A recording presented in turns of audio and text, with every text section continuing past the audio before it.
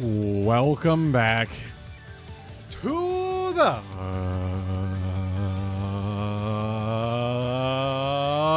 stream. Everybody, he's really back. Wow. Wow, he's back. He's actually alive. Holy moly. Holy moly guacamole, some would say. Some would say.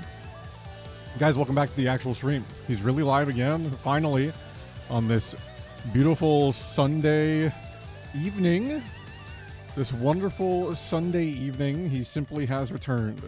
Yeah, we're simply back. Simply back. Koala, congrats on being here first, man. Good to see you, man. Hope you're doing well. Also, Rune, good to see you, man. Hope you're also doing well today. Also, Colgaff, good to see you, man. Hope you're doing well. Also, Cherry, good to see you, man. Not the man, but good to see you, man. Hope you're doing well. Also, Josh, my sweet boy. Josh, good to see you, man. Hope you are also doing well. Anybody in here rock with the Fritos honey barbecue flavor twists? Yes, I love those things. Some of my favorite freaking chips, dude. Love that shit. Welcome in, guys. Welcome freaking into the stream, dude. How was the birthday bash? Pretty good. It's pretty good. I went over yesterday to my old stomping grounds, my old place where I used to live. I went over to my mom's, and we had a nice dinner. I got to see, a couple of my siblings. I got to see my stepdad and my mom, and we got to hang out. It was a good time. It was a lot of fun. The food was delicious. I got to take some of the lasagna home with me, so good times. And then pretty much right after that, I came home and quickly got ready as fast as I could, and then went over to my dad's house to then have the whole karaoke birthday bash over there, which was also a pretty good time. I got my best friend to come out and hang out for a couple hours there, so it was a good time. It was fun. They very much enjoyed my karaokeing, and I'm not gonna lie, I did pretty good yesterday. As far as karaokeing went, I actually did pretty good. My throat's a little bit tired from all that.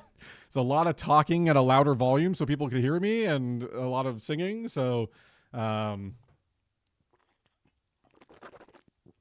throat's a little bit tired, but it should be fine. It should be fine. They don't call me the throat goat for nothing. You know what I'm saying? They don't call me it for nothing. Thanks, man. Good to see you too, man. Good to see you too, man. Koala. Good to see you too, man. Even 3 man. Good to see you 3 man. Have they fully converted the garage? Yeah. Oh yeah. Yeah. That room that I used to be in has totally been repainted, redone. As far as well, not redone, but repainted, and they've put all sorts of like storage stuff and all that sort of stuff in there. So they're making good use of the space, which I always knew they would. So it's all good. Not the red wall. Yes, the red wall. It needed to be repainted so bad. I wanted to repaint that for like ever ago, but I didn't know how long I was going to like stay there. And I ended up being there for a while, and I was like, well, I wish I had repainted this before I moved everything in. Like, because it was kind of a pain in the ass to try to paint after I moved everything in, because getting stuff out of that room was a huge pain in the ass. So yeah, but it's all good. It's being put to good use. So. But yeah, it was good to see everyone. And yeah, I was out until like 2 in the morning. So then I got home and just kind of relaxed for a bit. And then my body very much was like, it's time to crash. Because like I was in the middle of like trying to like record a voice message. And then I kept just like dozing off in the middle of it. Like even though I was like walking around, I was like sleepwalking around. I'm like, holy fuck. Like I need to like finish this and go to bed. So... yeah, and then I didn't sleep like super well, and it was mostly just from like, I think something woke me up at some point, and then like that made my brain aware of the fact that my stomach still kind of felt like shit. So then I just like couldn't get back to sleep, and I'm like, fuck it, whatever. So I think I still got like 5.5 or so hours of sleep, which is like fine. I can work with it. So yeah, now we're here. And now we're here. Is that why you pinged Bissu at 4 a.m.? Yes. She had asked me about the pictures that you took, Kolgav. She was like, did Kolgav take any of the Hinge profile pictures like I told him to? It was his one job. And I was like, here's the channel where you can find the pictures. So yeah. Yeah, I was cooked. I was so cooked. Oh my God.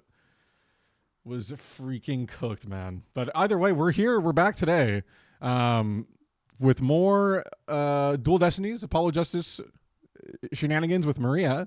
Let me text Maria and just let her know that we are live and we're good to go.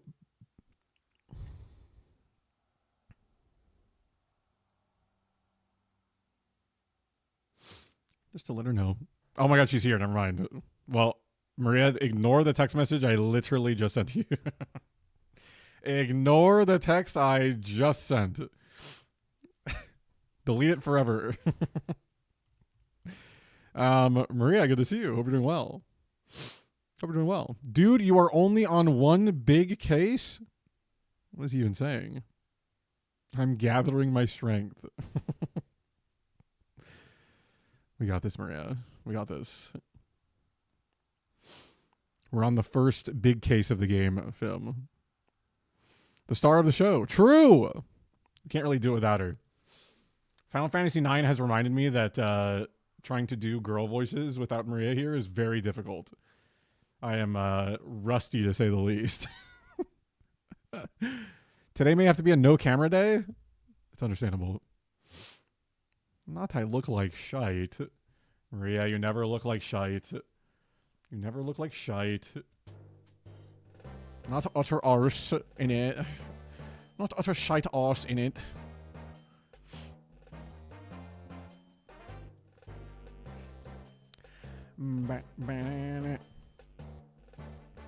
That's fine, Maria. If you don't want to be on camera today, it's okay. I can put up your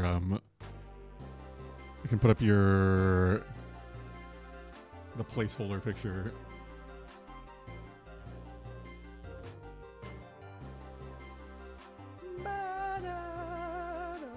Guys, how has your weekend been? Well, I'm getting stuff loaded up here. How's your weekend been? Holy shit.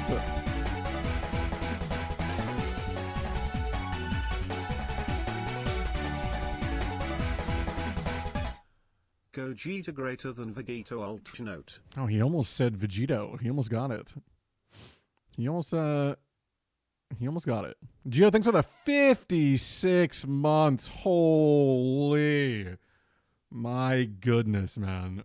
How many years is that? 4 years plus another 8 months? My God. My goodness. Gio, thanks for the big 56-monther, man. Thank you. It's good to see you, man. Gogeta greater than Vegito is a take.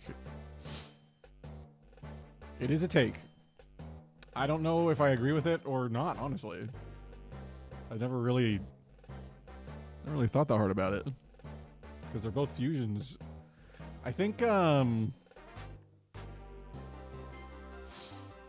Gogeta's probably, well, I don't know. I want to say Gogeta's stronger, but the Pataras go kind of crazy, bro.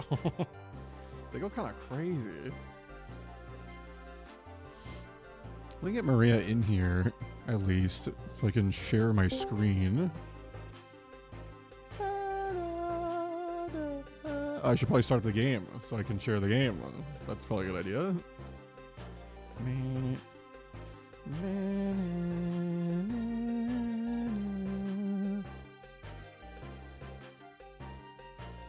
Guys, I didn't shave today, so I might be a little scruffy looking. Might be a little scruffy, but it's okay. Sometimes it just be like that.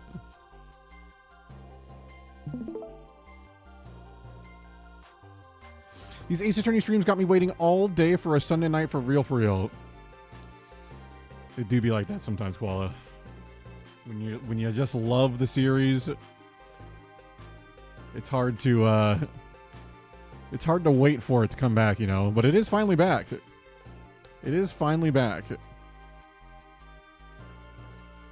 After a couple weeks away, given that we were busy with Worlds and all that.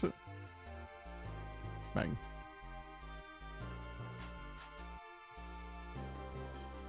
I don't know what she's talking about. She never looks bad. I tried to tell her the same thing, but like she doesn't listen, so it's all good. It's all good.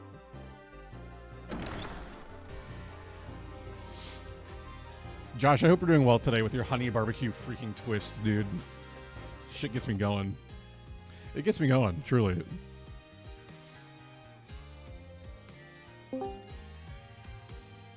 Hello. Sorry, I'm coughing already. Damn. Good start. Oh, wait, shit. No, I need to mute your stream because then I can hear myself. Oh, you can hear me twice. Oh. Oh. Hi, Brassy. How you doing?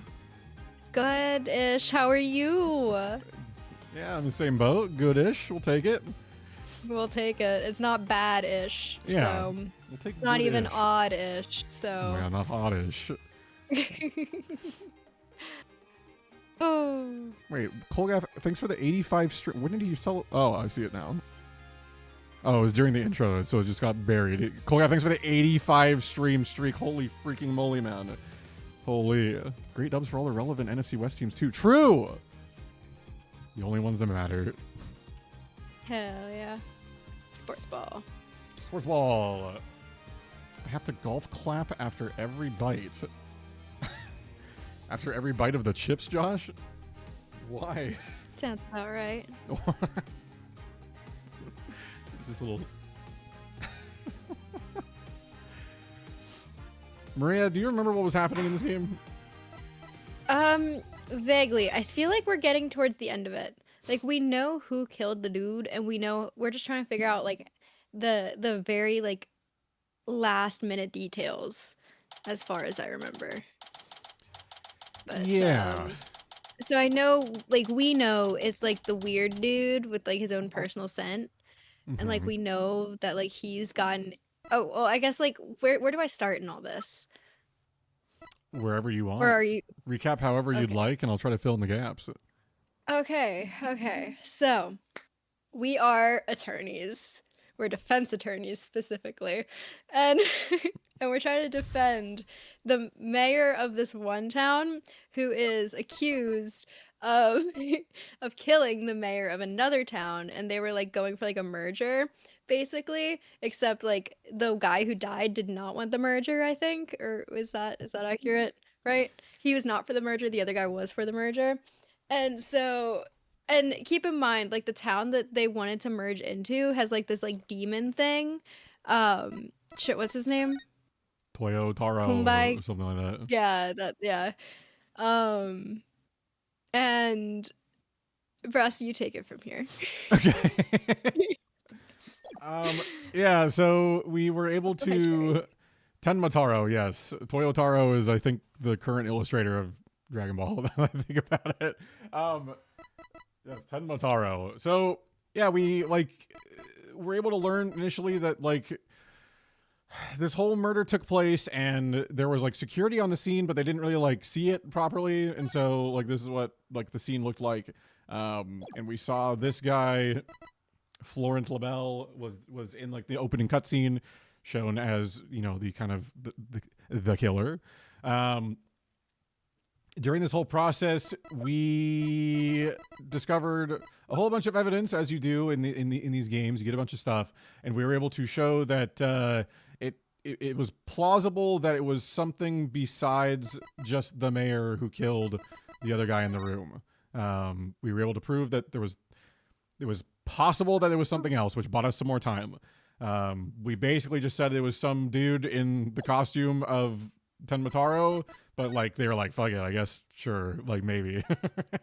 So then through some more investigation and whatnot, we discovered some very interesting clues, some very interesting evidence.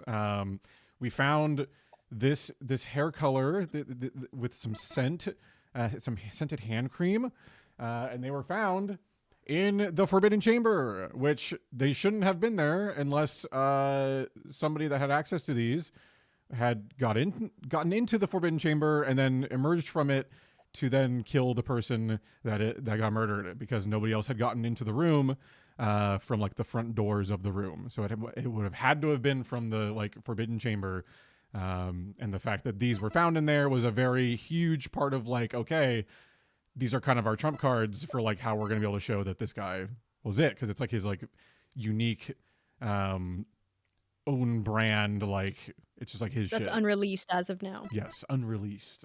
So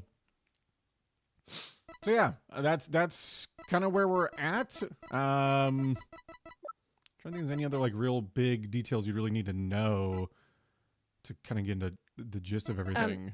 The mayor's daughter is a little bit of a weirdo, but she also sleepwalks. Oh yes, Jinxie She has Tenma. that somnambulism. Yeah, she's a bit quirky. She's a bit wacky and quirky, but she is very important to the case because she was one of the key kind of witnesses to the events that transpired right after the murder had taken place. So yeah, now we're here, and we're good to go. So, beautiful recap, Brassy. I couldn't have done it without you because I forgot that we were lawyers. So. Very important detail. Defense attorneys specifically.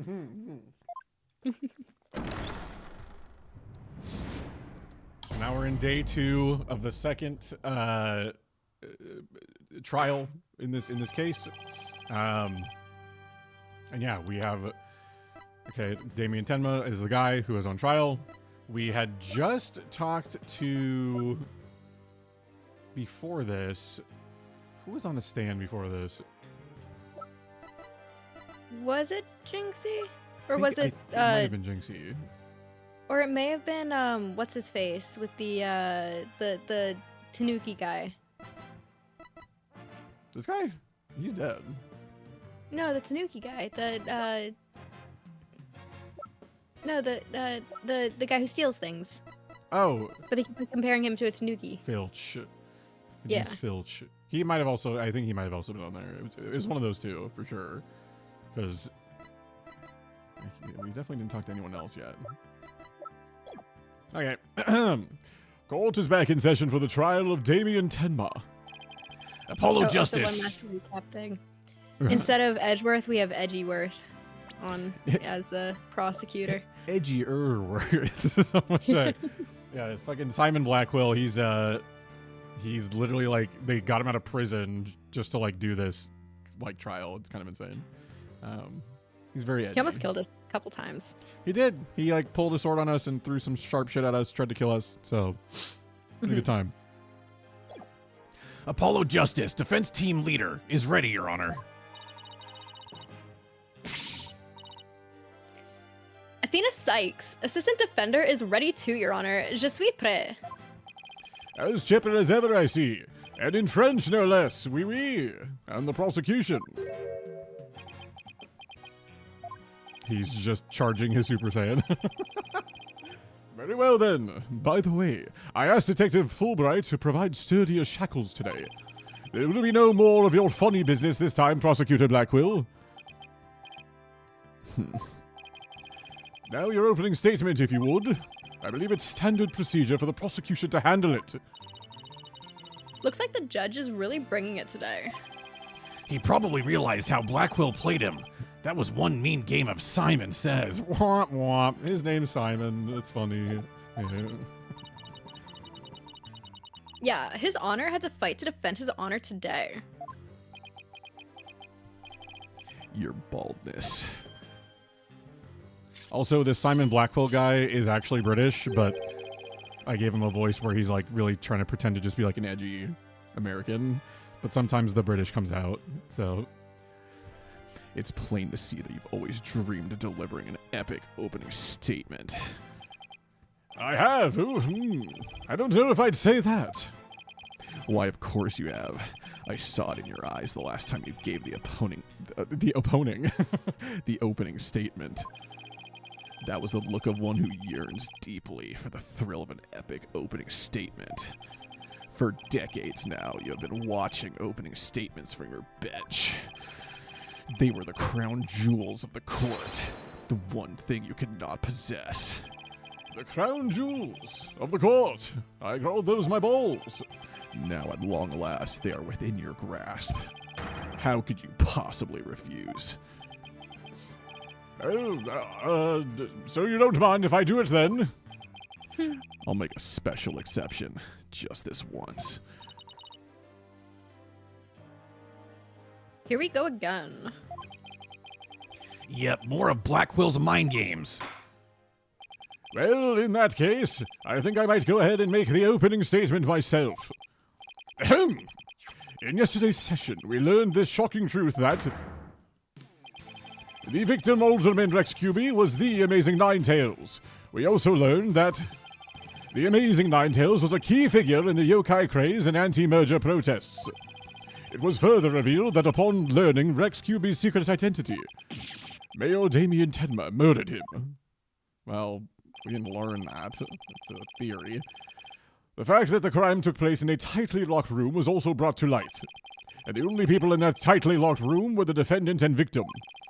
The defense proposed the existence of a hypothetical third party. But further investigation revealed no proof of a third party who had escaped the room. Ergo, we must conclude that the evidence against the defendant is, well, conclusive. Ugh! Did I say something wrong? That was quite astonishing. You've truly outdone yourself this time. One more thing to boast about to my grandchild. Well, this was not it. Wait, this guy's had sex before? This guy has, like, kids and shit? That's insane. Well, this was not an unexpected turn of events. Now then, it seems the prosecution has called a new witness to testify. The inexplicable yokai evidence left at the scene of the crime. Well, does that not demand some sort of explanation? The feathers and tracks, weren't those left by the mayor while he was possessed? That was but an act to protect his daughter. Yes, of course. I had suspected as much. Wait, did he actually believe the mayor's award-winning performance? His daughter was the one who planted the yokai evidence.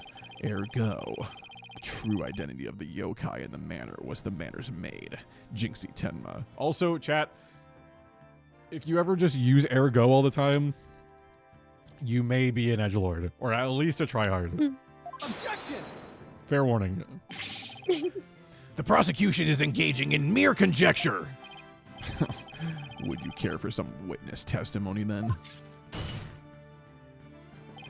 For I am ready to prove that the little scamp is the one behind the Tenma Taro farce. Witness testimony? I'll bet he means Filch and that creep LaBelle. Yeah, but we have things to get back at LaBelle. Very well then. Bailiff, would you bring in the first witness? There he is. Mr. Filch, you made quite the hasty exit yesterday. See that it doesn't happen again today. Been known for my hasty retreats since I was a kid. Bit of a trademark of mine. Indeed, you managed to give a total of 5 bailiffs the slip. Like those amateurs could ever nab me.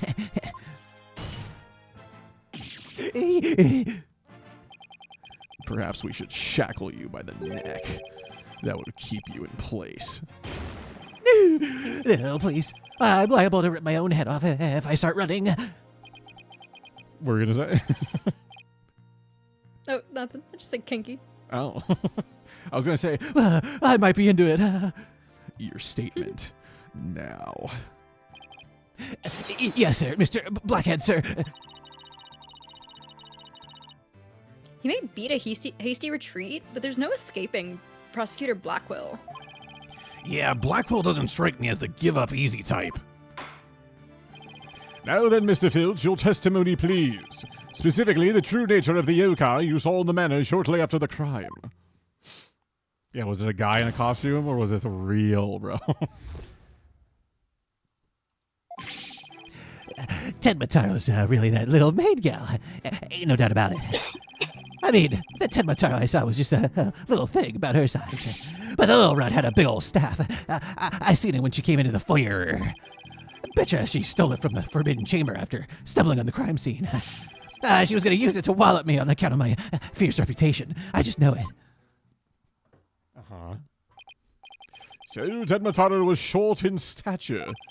And that's because it was Miss Jinxie Tenma all along. You betcha. Besides, all the rest in the manor were way taller than her. Feigning height is but an easy thing. But a big ox like the defendant could never pass for short. What if the Tenmataro impersonator was walking on their knees? We're no knee walking. I seen it myself. Then perhaps that yokai really was Miss Tenma after all. All monsters are naught but tricks, either of the mind or the cheap parlor variety. So you're saying she created an illusion like one of those magical eye things? Precisely. Human senses are easily deceived. Take the fellow in the cell next to me. Each night he cries and screams about some ghost he thinks he sees. But in truth, it was simply the janitor. Oh, ho, ho! Merry Christmas! Prosecutor Blackwell just gave up the ghost, literally! The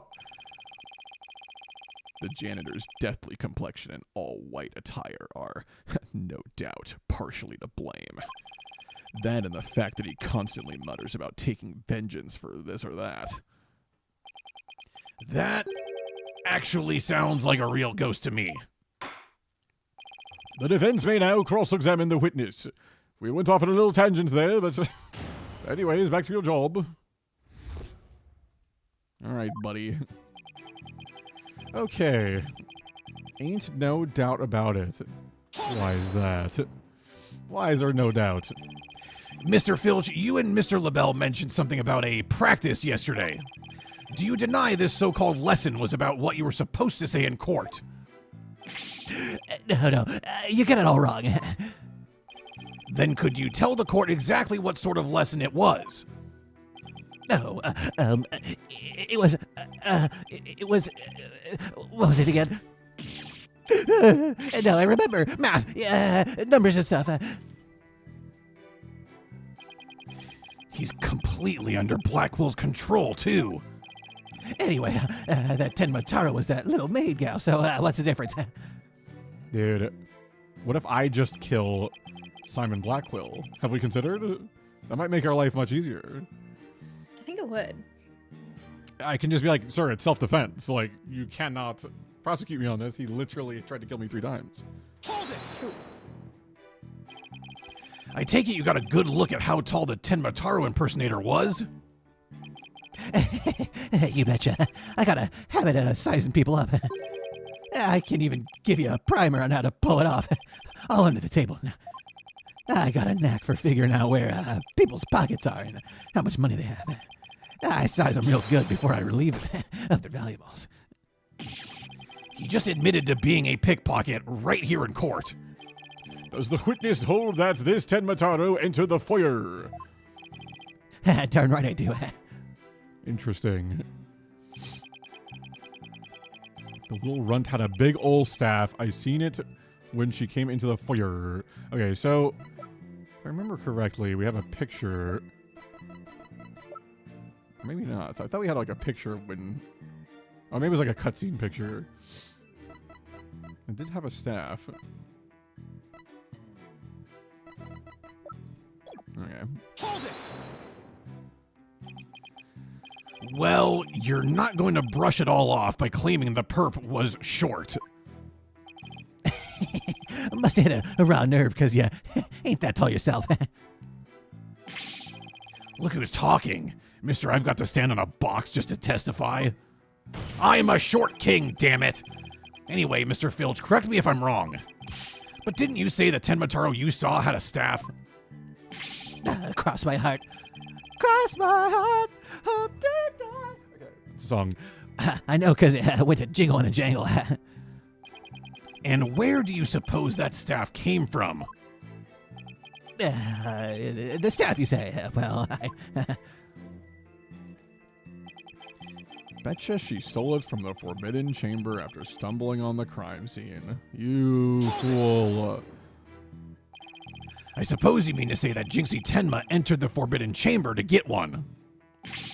well, I ain't never seen a staff like that in the manor. So it had to be the Forbidden Chamber. Oh, really? The stench of LaBelle is thick in the air today. Jinxie entered the Forbidden Chamber after the incident. Then she took the staff and tried to cover up her actions by pretending to be Tenmataro. I guess that's what Filch is trying to say. Could Jinxie have entered the Forbidden Chamber if she wanted to? There is one thing I was wondering about. Why did that yokai have a staff in the first place? Well, I've got my hunches about that. One day I'll make staves. Rune, surely you will start making staves. Some nice, good staves, bro. Can hand them out to people at like conventions and shit. She's gonna use it to wallop me on account of my fierce reputation. Uh-huh. Wallop you? And why would the so-called yokai want to do that?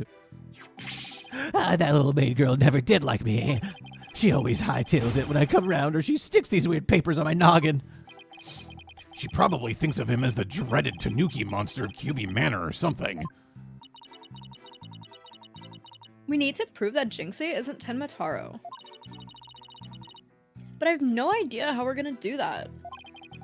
All we have to do is prove that it was impossible for Jinxie to turn into Tenmataro. And that might be easier than you think. Really? Now's our chance. Our chance to expose the real Tenmataro for all to see. Okay. So... quick save. I have to like refamiliarize myself with like what all we have. So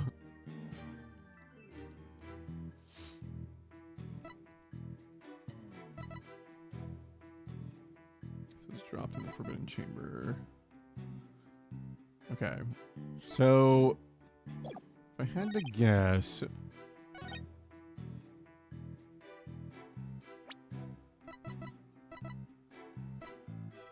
I mean,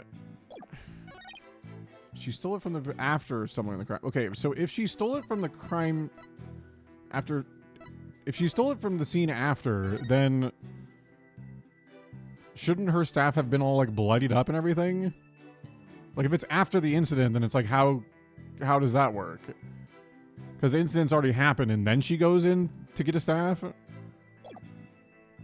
really make a whole lot of sense.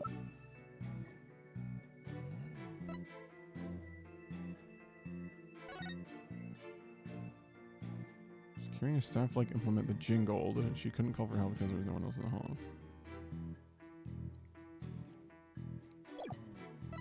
So I think it's something to do with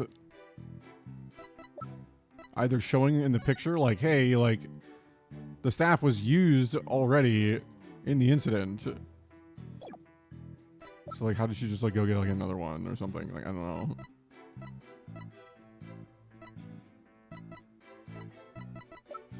I'm gonna attempt to do this. I don't think it's gonna be right, but Okay, that's not right. Well, that's a spear? Well, that's what they're referring to it as. That's what they're referring to it as. No, I think that the staff is different than the spear that's sticking out of the dude. Is it? Yeah, because the staffs, remember like in the Forbidden Chamber how there was like that whole row of staffs? Yeah. Staves? Yeah. Yeah, they were different than the...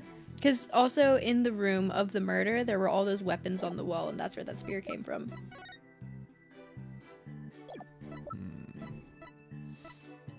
So then what do I present? The staff was odd because the demon isn't depicted with a staff. Yeah, but that was only in the one, like, photo. Because then there was, like, another thing at some point that showed, like, it did have one.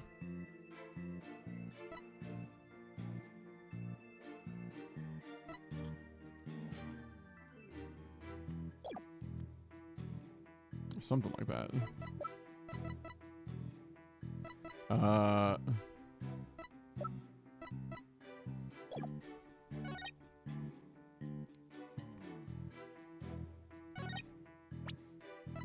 don't really...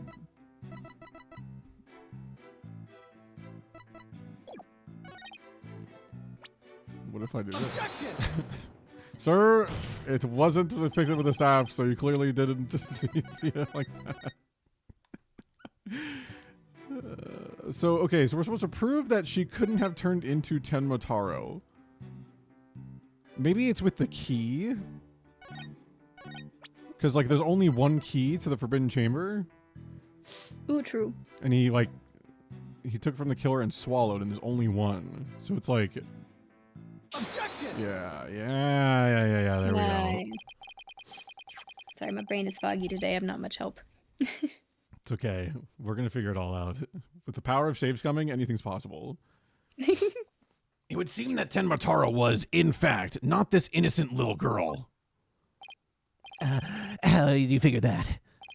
You claim the Tenma Taro you saw had one of those staves from the Forbidden Chamber. But it would have been impossible for Miss Tenma to get a hold of one. Care to elaborate, Mr. Justice? How the fuck did that man swallow that huge awe key? When you're the throat goat, dude, you can swallow anything. That's what he's all about. Have you seen that guy's neck? It's like huge. The mayor swallowed this key shortly after the murder. He wanted to keep the killer out of the Forbidden Chamber. What's this? This key was deep in the mayor's stomach when Miss Tenma discovered the crime scene. So you see, it would have been impossible for her to get into the Forbidden Chamber. In short, Yeah, that's what I was looking for. This scene. in short, the Tenma Taro seen holding that staff could not have been Jinxie Tenma. Oh, what? Who let that guy have a bird? The courts. Our taxes. But then who does the defense believe was impersonating Tenma Taro? Our Tenma Taro impersonator is none other than Mayor Tenma's... Such accusations beg evidence. Aside from his ghastly appearance, can you prove he is the yokai we seek? Yes, in fact, I can. Very well, let's see where the defense is going with this. Mr. Justice, please show us proof as to the true identity of the Tenma Taro impersonator. So it's gotta be this. Brandon isn't available to the general public. Yeah, I mean, this was dropped in the Forbidden Chamber. The bird is his therapy animal as part of the rehabilitation program. Oh, thank you, John Brownlee. Thank you. Yes. Because he's rehabbing. He's doing so well because he's only tried to kill us like 3 times. So it's actually like very chill and normal. He's doing great. Take that! We found this hand cream in the Forbidden Chamber. And we know that whoever was Tenma Taro took one of the staves out of there. In short, I believe whoever this hand cream belongs to is the yokai impersonator we're looking for. But Mr. Justice, How do you propose to identify the hand cream's owner? I'm glad you asked, Your Honor. The defense requests a fingerprint analysis on this piece of evidence. It might tell us who it belongs to. Interesting. So you expect to find the yokai's prints there? Very well. I hereby call a short recess while we wait for the fingerprint results. No need for that, your baldness. We have the prints of everyone at the manor that day. You called Prosecutor Blackwell. God damn it. Could anyone be more whipped? Fulbright, analyze this for prints. You have 3 minutes. Your wish is my command. Very well, then. I guess we'll just wait right here.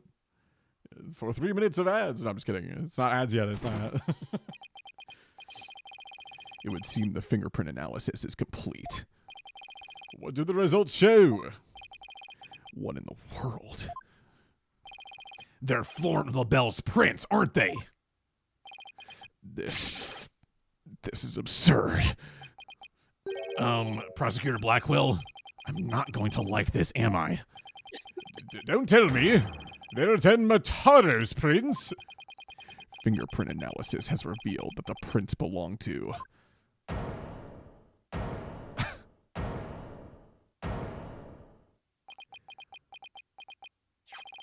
Phineas Filch.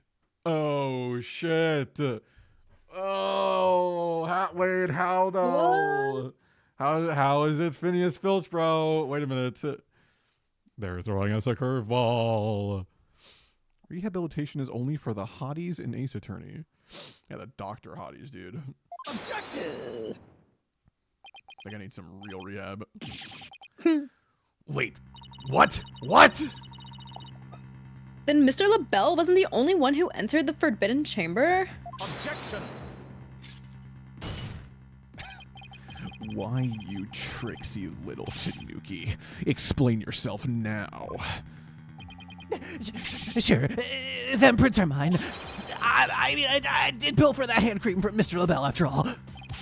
So you're the one who entered the Forbidden Chamber? So what if I did? Got a problem with it? Hey! You fool of a Tanuki. You're so angry. Order! Order! Mr. Justice, care to explain what this could mean? Excellent question. The fact that Mr. Filch was in the Forbidden Chamber... Wait a second. Does this mean the Tenmataro holding that staff was Phineas Filch? Another cat out of the bag. Mr. Filch is Tenmataro? That's why the Tenmataro was short. This is crazy. I don't understand. Does this mean Mr. Filch is the real killer? The witness will explain himself this instant. I'm begging your pardon, your honorship, but I was just doing what the alderman told me. He wanted me to be Tenmataro at the village exorcism ritual. Oh, you mean that event at the Nine Tails Vale Festival? So that was you inside the Tenmataro costume? Yep, and after the event, I went to watch that pro wrestling program. But it bored me to tears on account of the wrestlers being complete jobbers. So he didn't actually watch the entire wrestling match? That's when I looked at the Tenmataro costume and got a great idea. Nobody can tell it's me while I'm wearing it. And because of them superstitions, no matter what I do, the villagers won't say a word. In other words, you use the superstitions to effectively render yourself invisible. Why did you want to enter the Forbidden Chamber in the first place? Because of the treasure there. Thought that was my big chance to sneak on in and nab it. Treasure? Only that it's the greatest get rich quick chance in the universe. Grandpappy told me all about it. Said there's an amazing treasure in there. He went in there not knowing his grandfather had already pilfered it? Guess that's one tale that didn't get passed down from grandpappy to grandson. Wait, how exactly did you get into the Forbidden Chamber? There was a meeting in the Fox Chamber that day. Plus, the mayor swallowed the only key that could open the Forbidden Chamber's door. You couldn't have possibly gotten in. I could through the air vent to the foyer. The vent's left of the alderman's picture. I went on in and made a nice little hole. Use that to get into the air duct that leads to the Forbidden Chamber, I did. You what? But how's that even possible? Wait a sec. Remember that air vent in the Forbidden Chamber? So, Mr. Filch found a way to get into that air duct. Mm. And that's how he got from the foyer vent to the Forbidden Chamber vent? Blood could have been done that literally any time. He could have. But he had to do it right then and there. In that one moment, in that one day. So Ted Mataro was nothing more than a cat burglar. Or rather a tanuki burglar. And we're back to being without anyone to charge for the alderman's murder. Looks like our so-called yokai is nothing more than one big troublemaker. Tell me, Mr. Filch, what did you do after fleeing to the foyer? I got out of that costume right quick. Would have just caused trouble at that point. And where is that costume now? Heck if I know. And it ain't my fault if you never find it. The police searched every nook and cranny. No yokai costume was left in that manor. What if it was tossed outside the manor? Ah! The window! No way! But maybe, just maybe. The defense seems to have hit upon an idea. Well, go on, Mr. Justice. Okay, here's what I think. Mr. Filch, did you get rid of the costume here? Take that!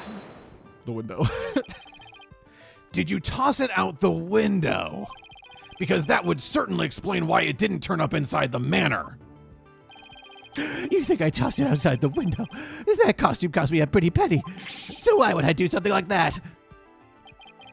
I can think of a few reasons. Any bright ideas, Apollo? Well, assuming the costume really was tossed out from the window, then the next question would be, what happened to it after that?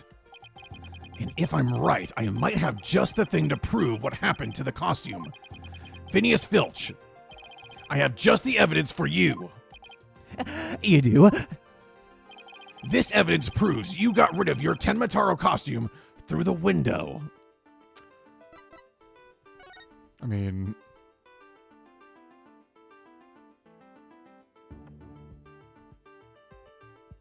It's gotta be that, right? I don't have anything else. Oh, is it? Wait, which mask do we have? No, never mind. We have the Ninetales mask. Yeah. So, like, surely it's this. Take that! That's Tenmataro flying through the sky. And just how does that prove Mr. Filch threw his costume out the window? It's quite simple. That's not Tenmataro in the photo. It's the costume Mr. Filch threw out. That's crazy talk. You ain't serious, are ya?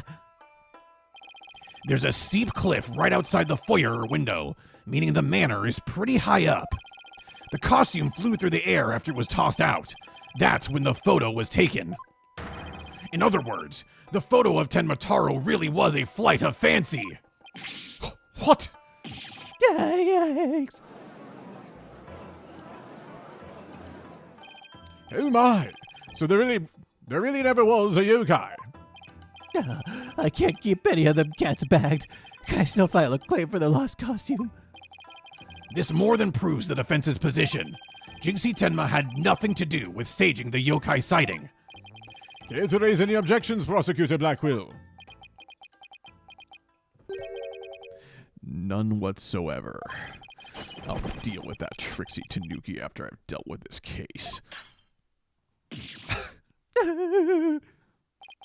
We did it!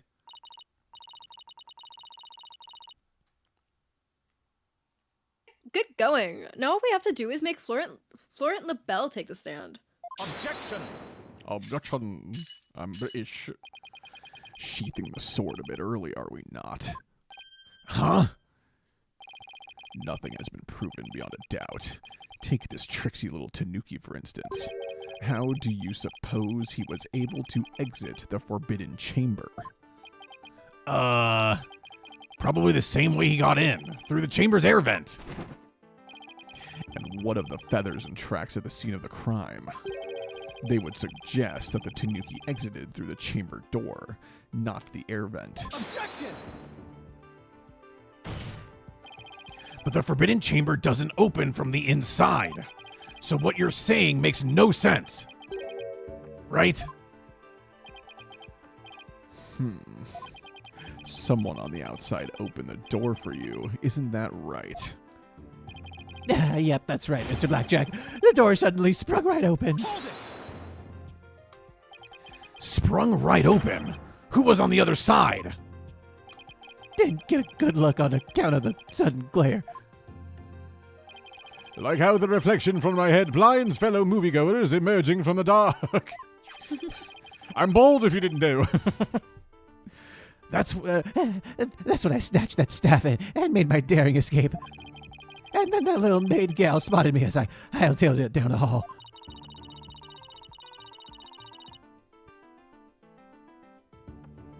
That means the Forbidden Chamber wasn't opened until after the crime was discovered. Not opening from the inside seems like a major safety concern. Well, that's the point. It's supposed to, like, trap the demon in there. So it's not supposed to open from the inside. Because no one's always supposed to go in there. It's forbidden. So, you know. Yeah, do Forbidden Chambers have to be OSHA compliant? I don't think so. I guess I could ask. Yo, OSHA, how do you guys feel about Forbidden Chambers? Like, sir, go fuck yourself. All right. But wait. We still don't know who opened it. Maybe there really was a third person in the Fox Chamber. Objection! Well, you little Tanuki. When the Forbidden Chamber opened, did you see the accused passed out there? Nope, only one there was the alderman, and he was dead as a doornail. If the accused wasn't there, what do you suppose he was up to? Oh, I don't like where this is going.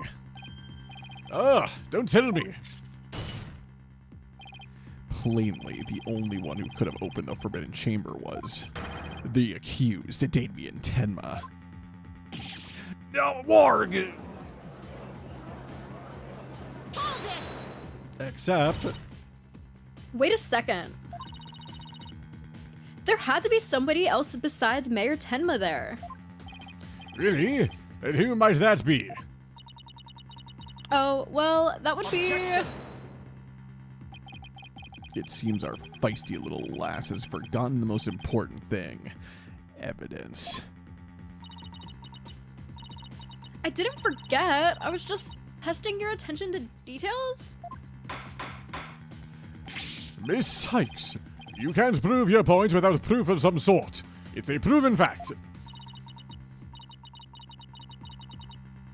Sorry. Guess I put my foot in my mouth again. No, Athena, we're definitely onto something here. We are?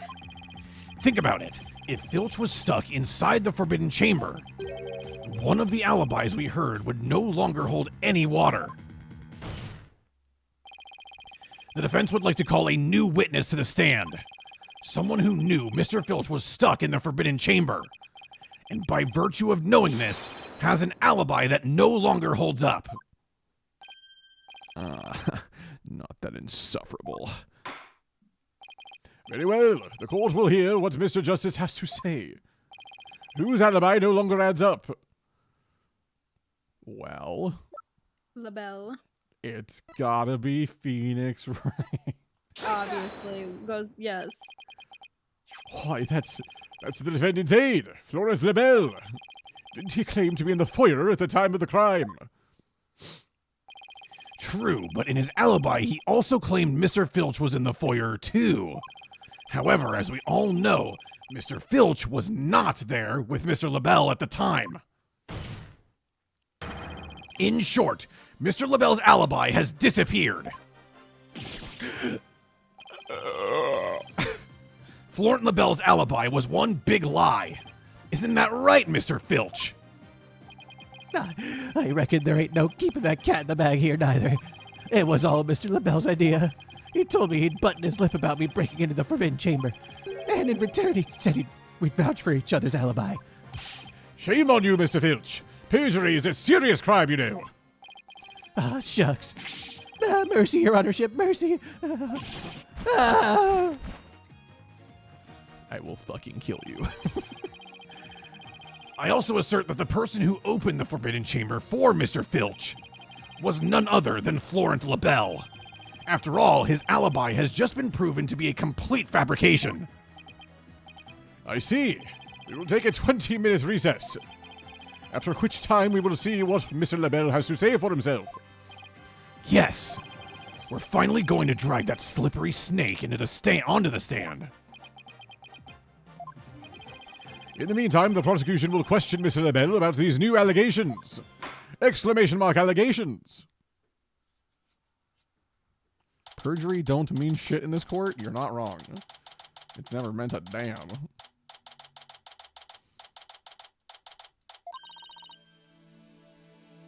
We did it, Apollo! We finally dragged Mr. LaBelle into court. Yeah. Hey, why the long face? I can't help but feel I'm missing something important. Plus, Prosecutor Blackwell's bound to mount a counterattack. You really are a worrywart, aren't you? It'll be fine.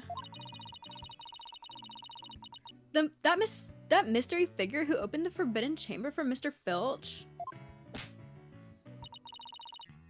had to have been Florent LaBelle. I know, but that's not what's bugging me.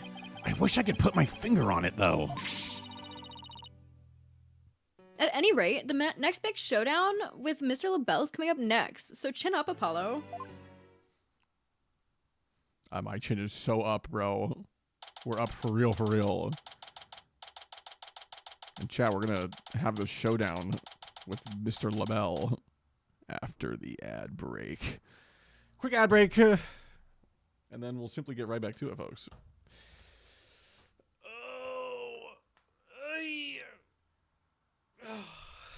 It's honestly perfect timing. It's like right during the transition here. Edge moment, then back to the trial. Chat, if you need to get up, you need to stretch, you need to get a snack, you need to get some water, you need to do anything, feel free. Do what you gotta do. Do what you gotta do. But we're gonna take a 3 minute pause. You need to get some water. I'll be back. Go for it. Chat, while we're waiting for the ads to be done, we'll do a classic. Well, first of all, I gotta check on my fantasy football team real quick. Because I'm in a very tight contest with Mr. Barrow this week. I'm in a very tight contest with Mr. Barrow. Oh, Keenan has no reception so far. Oh, cool. That's great. That's great. All right, we're going to do the Dragon Baldle, folks. We're going to get the Dragon Baldle done. Let Barrow win? I will not. I will not be doing that. Why did this go over here? Back here. Thank you. Oh my god, everything. Why did this all go over here?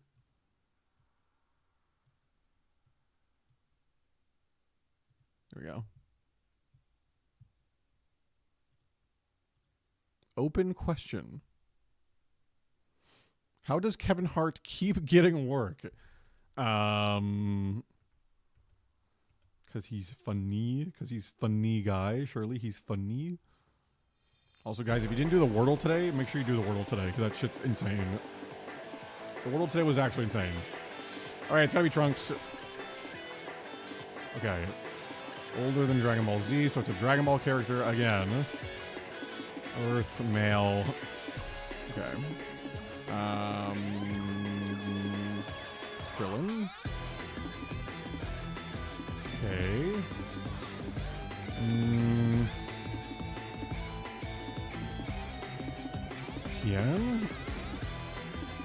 guess he's Cyclops for his race or whatever. Okay, not bald, not lilac hair.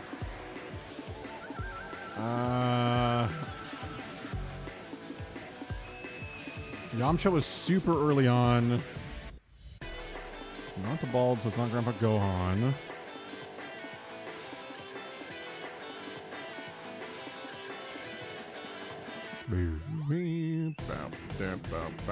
He is human, so it's not Android 8. Is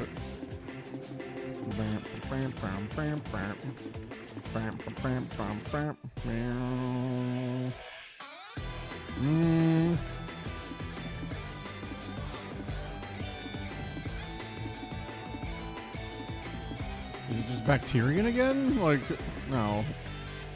But I'm like basically there.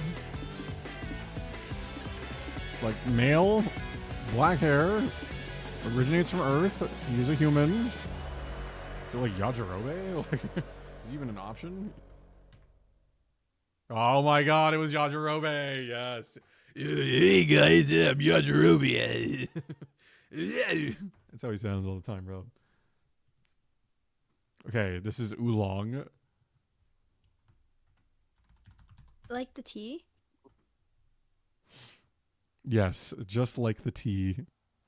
He also sounds like this when he talks.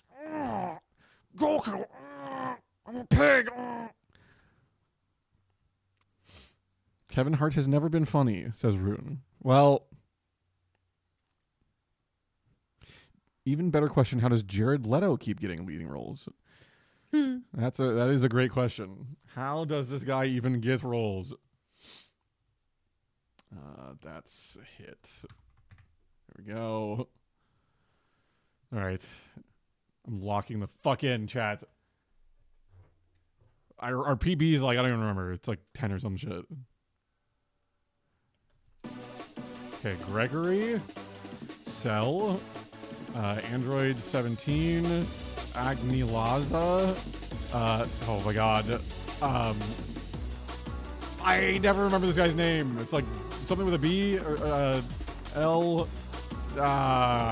Fuck, man. Well, there you go. What a run. We got like 2. Is your PB like 19? I just never remember this guy's name. He's so forgettable. It's like Horace or something. I never remember. Fucking Resurrection F, bro. Like, no one cares. All right. That's Hellboy. That's obviously Hurdy Badman. Oh, you guys are onto something here. You guys are onto something. All right, we're back. Chat. We're back. So forgettable, just like me for real. Kolyev, no. You know, I saw something the other day. Like, you know how people do like the hear me outs? Uh-huh. Somebody's hear me out was the fish dude from Hellboy. And honestly, I kind of see it. The fish dude from Hellboy. Yeah. Fish dude from Hellboy. It's about his personality, though. Oh. He's a golden retriever, for sure. But intelligent. So. Intelligent golden retriever. You heard it here, folks.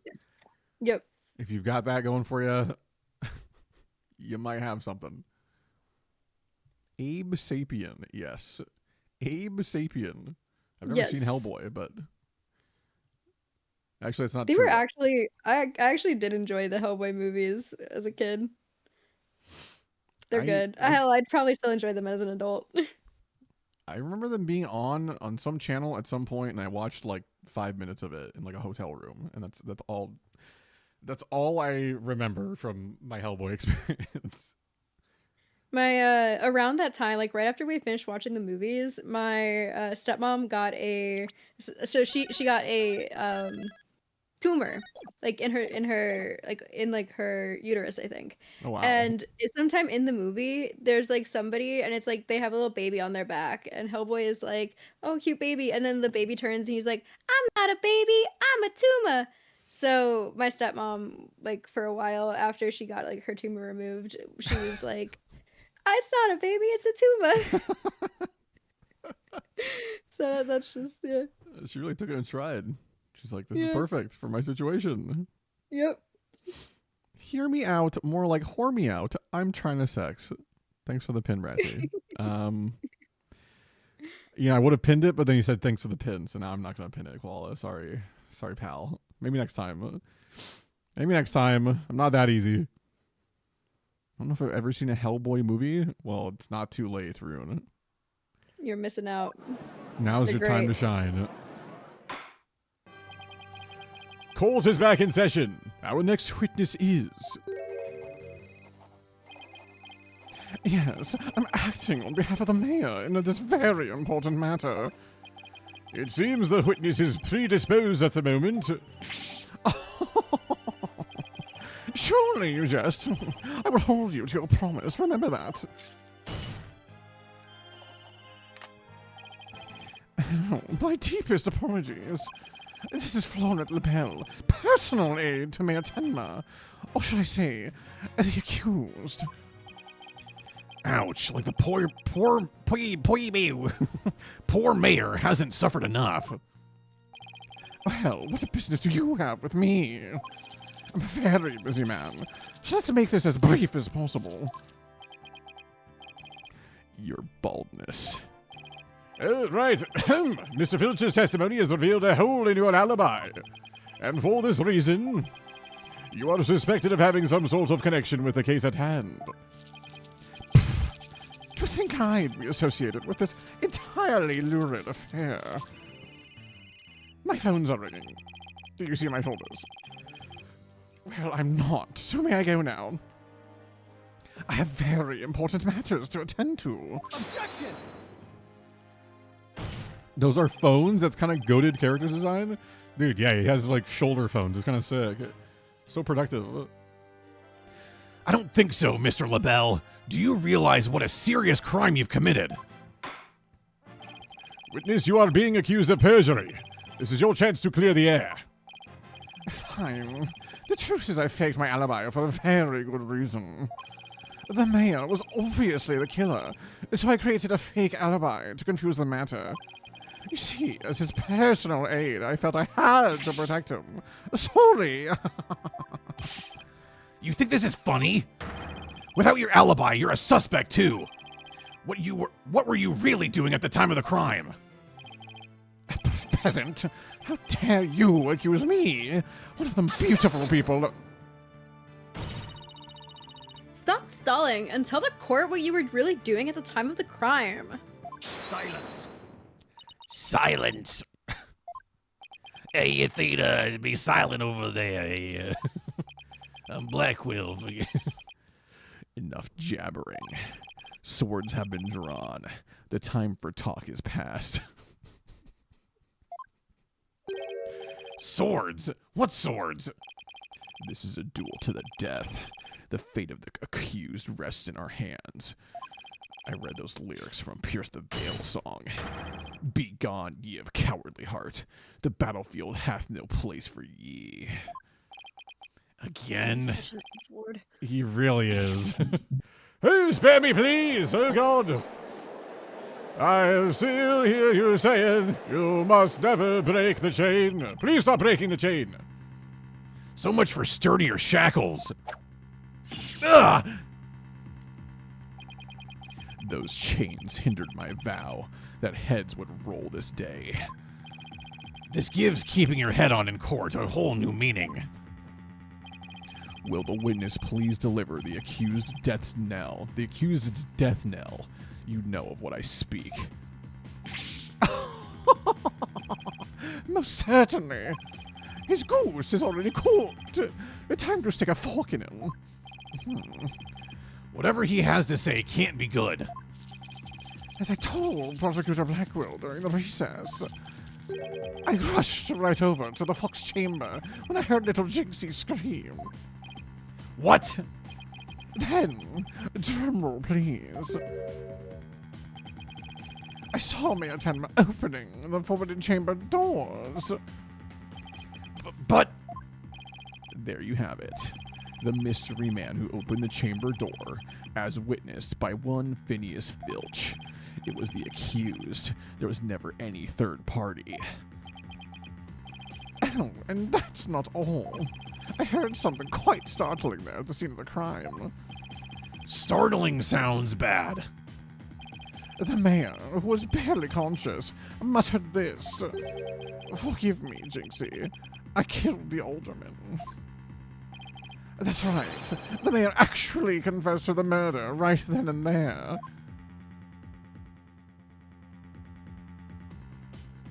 Well, he confessed. Not he's overcompensating for being a bottom in jail. Surely not. Surely not. Order! Order in the court! This is quite conclusive testimony if it stands. Just so. And quite astonishing, I might add. I only learned of this fact during the recess. I just love surprises, don't you? That's why I saved the best for last. Consider it a gift from me to you. No way. I don't believe Mr. LaBelle heard the mayor confess. Chat, are we cooked? John, we might be cooked. It might be Jover. But is this really true? Did Mayor Tenma really confess? It is indeed. During that last recess, I confirmed it with the mayor's daughter. It would seem Mayor Tenma actually did confess. That testimony is quite favorable to the prosecution's... This is LaBelle. Yes, I called earlier about the party reservations. That's right. And I'll be calling my little shindig at Mayor Tenma's conviction gala. A splendid time is guaranteed for all. All but the mayor in his defense. Well, as it seems our witness is a very busy man, let's get right to his testimony. Mr. LaBelle, please tell us what you saw when you came upon the scene of the crime. Hang up your fucking phones. All right. I was in the hallway, hiding in the shadows. That's when I heard the confession. Why were you just hiding in the shadows? That's weird. Why would you do that? Upon learning of her father's crime, little Jinxie fled without ever noticing me. Immediately after that, the mayor came to, stood up and opened the forbidden chamber. As I ran in terror, the demon emerged from his prison. In shock, I fled down the hallway to my right, to the one with the phone at the end. Uh-huh.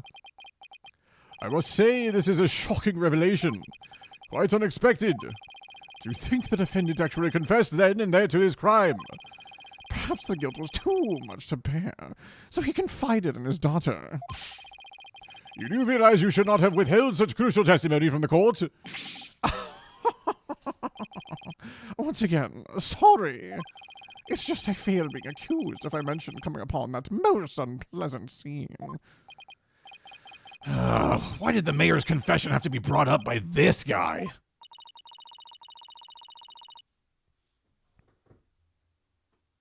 We better do something before the judge declares the mayor guilty.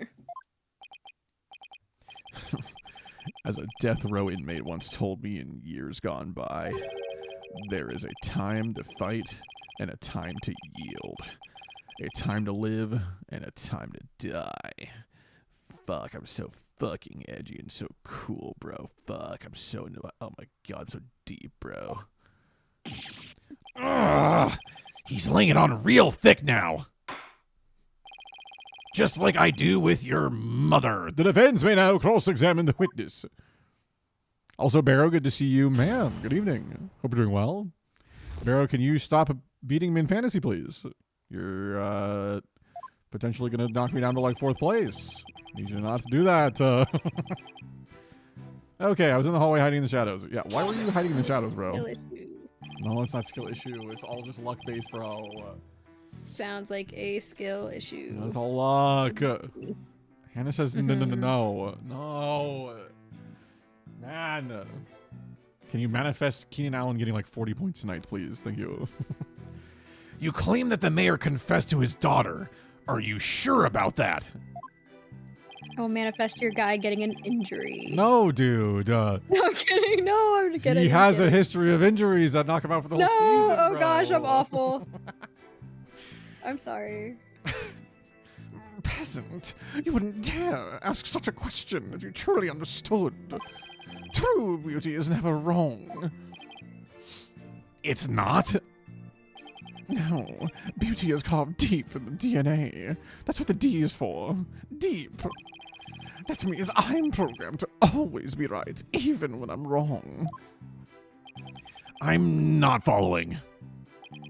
These exquisite ears, like flowers abloom. These eyes that shine like pearls. This hair like the finest silk. Nothing can corrupt the truth they hold. Right. The witness will hurry up and explain the truth of this. Specifically, what did Jinxie Tenma do upon hearing the confession? Keenan can get 40 points if McConkey also gets 40. No! McConkey needs to get like 2. He needs to be the forgotten piece of the offense today. Actually, he can get like 5. That's fine. Oh my god. Oh my god. Bro. I need points. He's already at 2, then he needs to stay at 2. Okay, upon Jinxie fled without ever noticing me. Wait, but didn't Jinxie also go towards the phone at some point? I feel like that was somebody else went towards the phone at some point. How did Miss Tenma appear to you? Oh, the poor little thing seemed positively heartbroken, all teary-eyed and whatnot. I couldn't help but shed a few tears myself after seeing her like that. He actually sympathized with Jinxie? Seems like an overly human emotion for him. Yeah, because he's the only real monster we've seen so far, in looks and in character. The next thing I did was check my face in the mirror. Checked your face? Why? To behold the beauty that is my sadness, why else? Apollo, I'm starting to lose all faith in humanity. I know the feeling, but hang in there. At least keep faith in our client. Let's keep this moving, shall we? What happened next? Okay, immediately after that, the mayor came to, stood up, and opened the forbidden chamber. Hold it! Uh-huh. He opened the forbidden chamber, but why would he do that? Who knows? Maybe he wanted to free the demon, Tenmataro. Objection! The courtroom is no place for fairy tales. Remember, you are under oath. Hello, Lebel speaking. Yes, I will certainly explore the matter. Toodles. Now, where are we again? You are going to tell us the real reason why the mayor opened the forbidden chamber. Oh, yes, of course. Hold on, I have to take this. Hello, this is Lebel. Good one, sir. You're an absolute riot. Okay, bye. You were saying? Never mind. This is a waste of time. He's just going to tell more lies. The witness will focus on his testimony, not his phone calls. Now tell the court what you did after you saw the mayor open the forbidden chamber. Well, after that... I ran in terror. The demon emerged from his prison. And Shaka fled down the... Okay. So let's make sure we understand that we're on the same page about this demon. What was Mr. Filch like at the time? He was shouting, I can't see! It's a curse of Tenmataro! Then he took off running like a madman. He must have been blinded by the sudden light flooding in. Wrong. What? He set eyes upon me, and was thus blinded by my radiant beauty.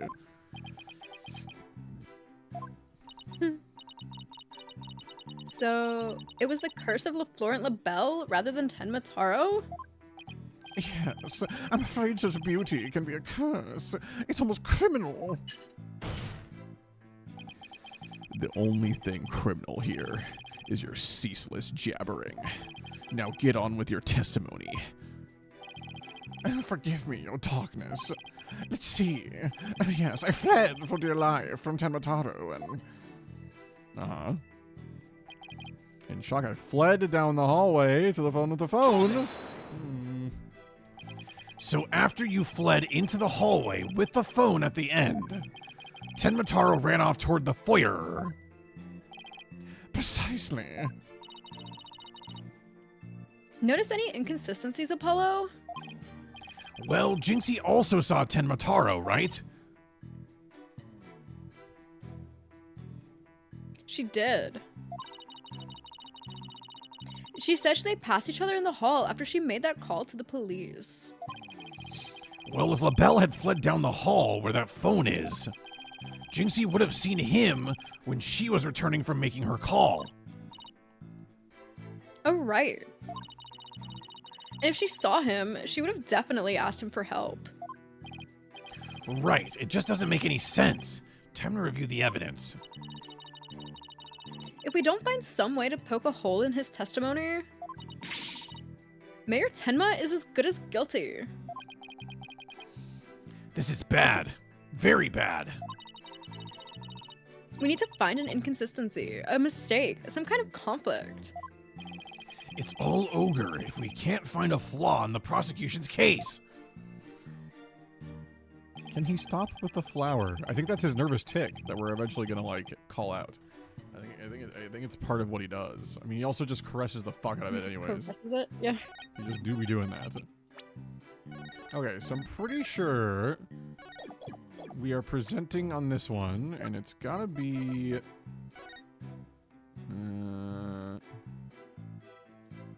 this. I believe. She couldn't call for help because there was no one else in the hall. But it sounds like there was someone else in the hall. Objection! So, what gives, buddy? Hell yeah. Florent LaBelle, you're lying about having witnessed these events from the hallway. What on earth do you mean? Yes, care to fill the rest of us in, Mr. Justice? If Mr. LaBelle had really fled down into the hall with the phone in it, he would have crossed paths with Miss Tenma. What's this? After she discovered the crime scene, she immediately went to call the police. Then, after making her call, she went back to the main hallway. Whereupon she encountered the demon, yokai, or whatever you want to call it. As for me, I call it Phineas Filch in a Tenmataro costume. The encounter happened right here, where the hallways meet.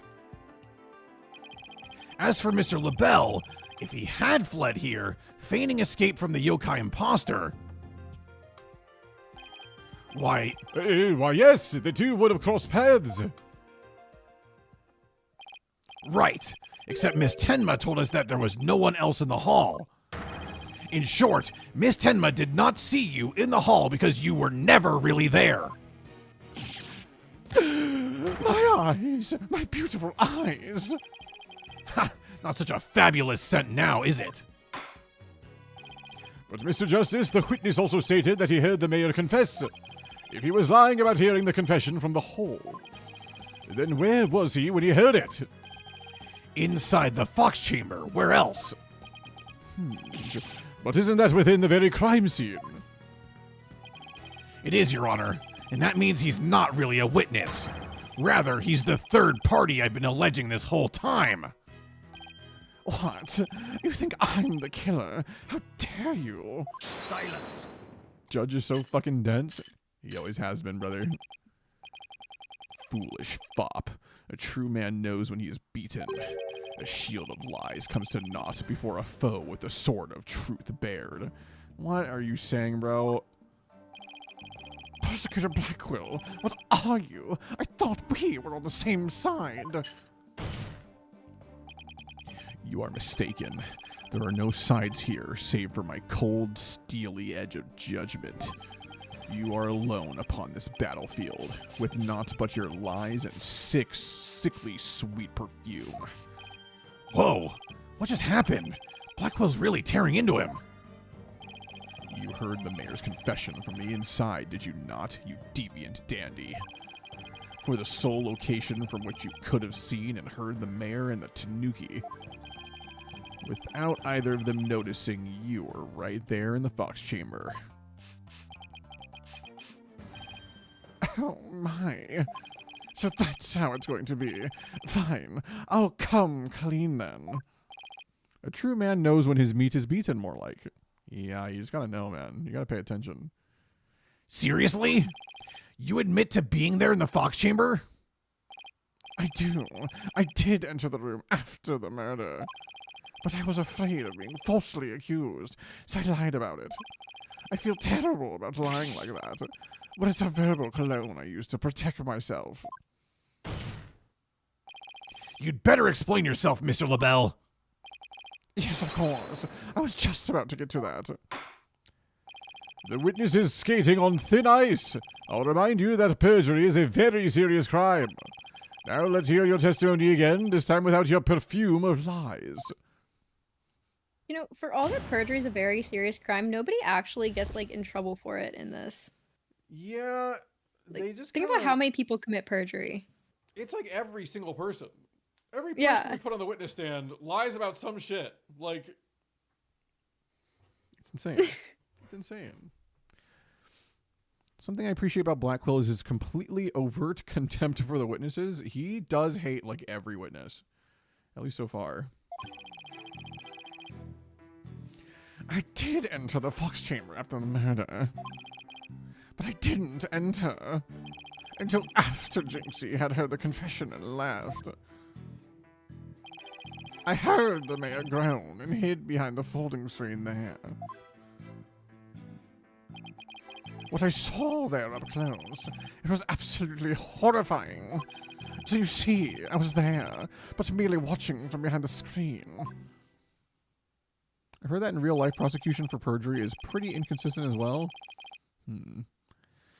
I must simply get some lawyer friends, it sounds like, so I can ask them myself. From behind the screen. Why, yes, I believe you wouldn't be spotted if you were there. Just so he could see everything without being spotted by the victim or that Tanuki Filch. Suffice to say, he was a mere witness to the events, rather than an actual third party. This guy's as slippery as an eel. Hollow, you think he's telling the truth?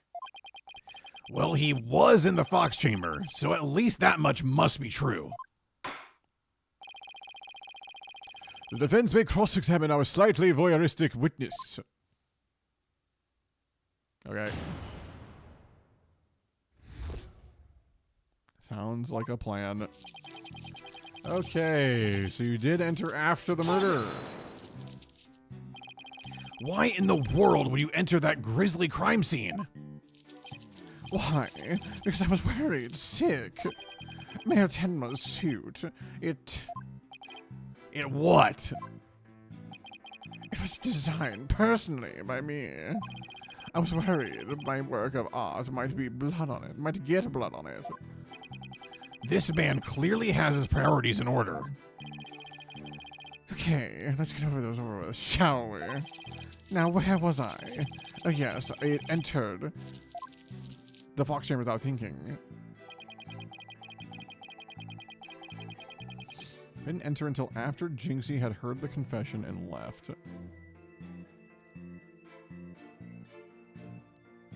Okay. Does that timeline even work, though? Why didn't you enter right away?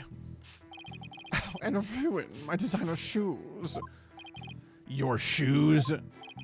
Even now, just thinking about getting blood on my fabulous footwear instead of car, it sends chills down my spine. That's why I hesitated. That's terrible. A man was dying and another injured, and you're worried about your shoes? Silence. Need I remind you, this is a court of law, doo-doo. We are not teaching morality here. We have schools of etiquette and the like for such trivial pursuits.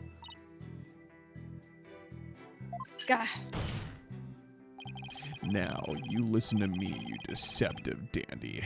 Get to the point and be quick about it. Yes, well, I was there in the Fox Chamber, but... A cursory search suggests that perjury is hard to prove to the standard required for conviction, and often the government won't care enough to put in the work to prosecute it. So depending on how much you've angered the police and prosecution. I see. So, like, professional rage baiters are getting cooked there, but, like, everyone else is chill.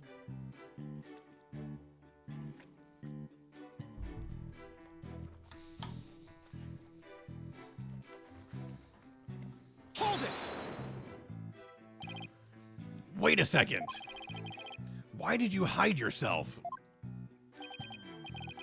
Oh my, so you do understand. I do?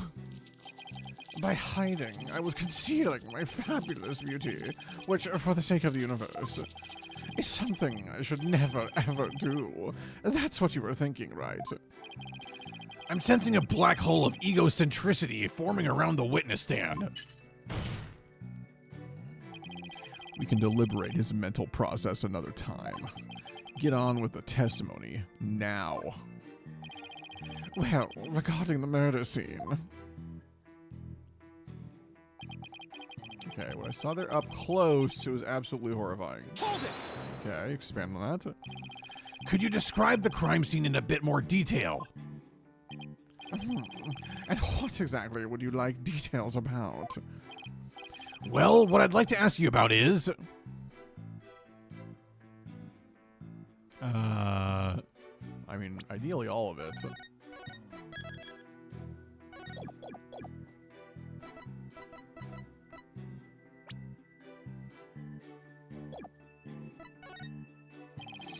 Could you describe the state of the weapons that had been used at the scene? The spear had been thrust all the way through Alderman Cuby. Then there was that statue the Alderman used to bludgeon Mayor Tenma. That incredibly inspiring symbol had fallen to the floor. Oh, right, the statue. But why would he find it inspiring? What exactly did you find the statue... Why exactly did you find the statue inspiring?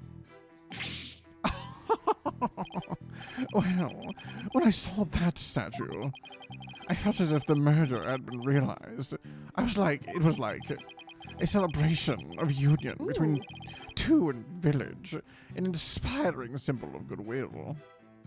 Oh, interesting. He just gave himself away. Yeah, it didn't look like that, buddy. A broken statue next to a bloody corpse. Real inspiring. Well, Mr. Justice, do you consider his statement to be of any importance? Is it important? Yes. I believe that to be extremely important. I request that it be added to the testimony.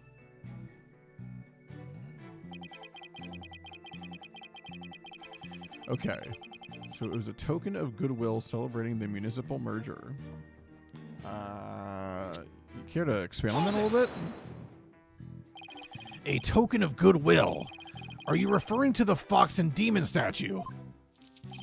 Yes, the statue the alderman allegedly used to strike back at Mayor Tenma. The mayor trampled down municipal goodwill only to be clobbered by its symbol. It's quite ironic, don't you think? And that's when that symbol of goodwill was transformed into a symbol of conflict.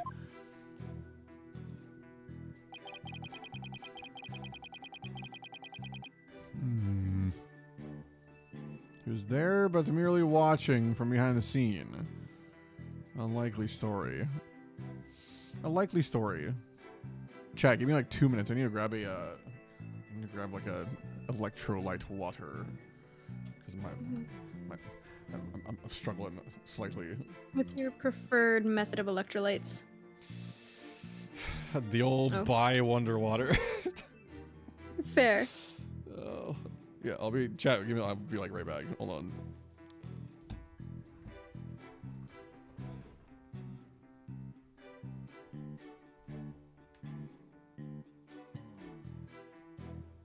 Sorry, Chad, I'm not too entertaining today. I've been sick for like 2 weeks now. I am over it. But I'm so glad I can be here regardless.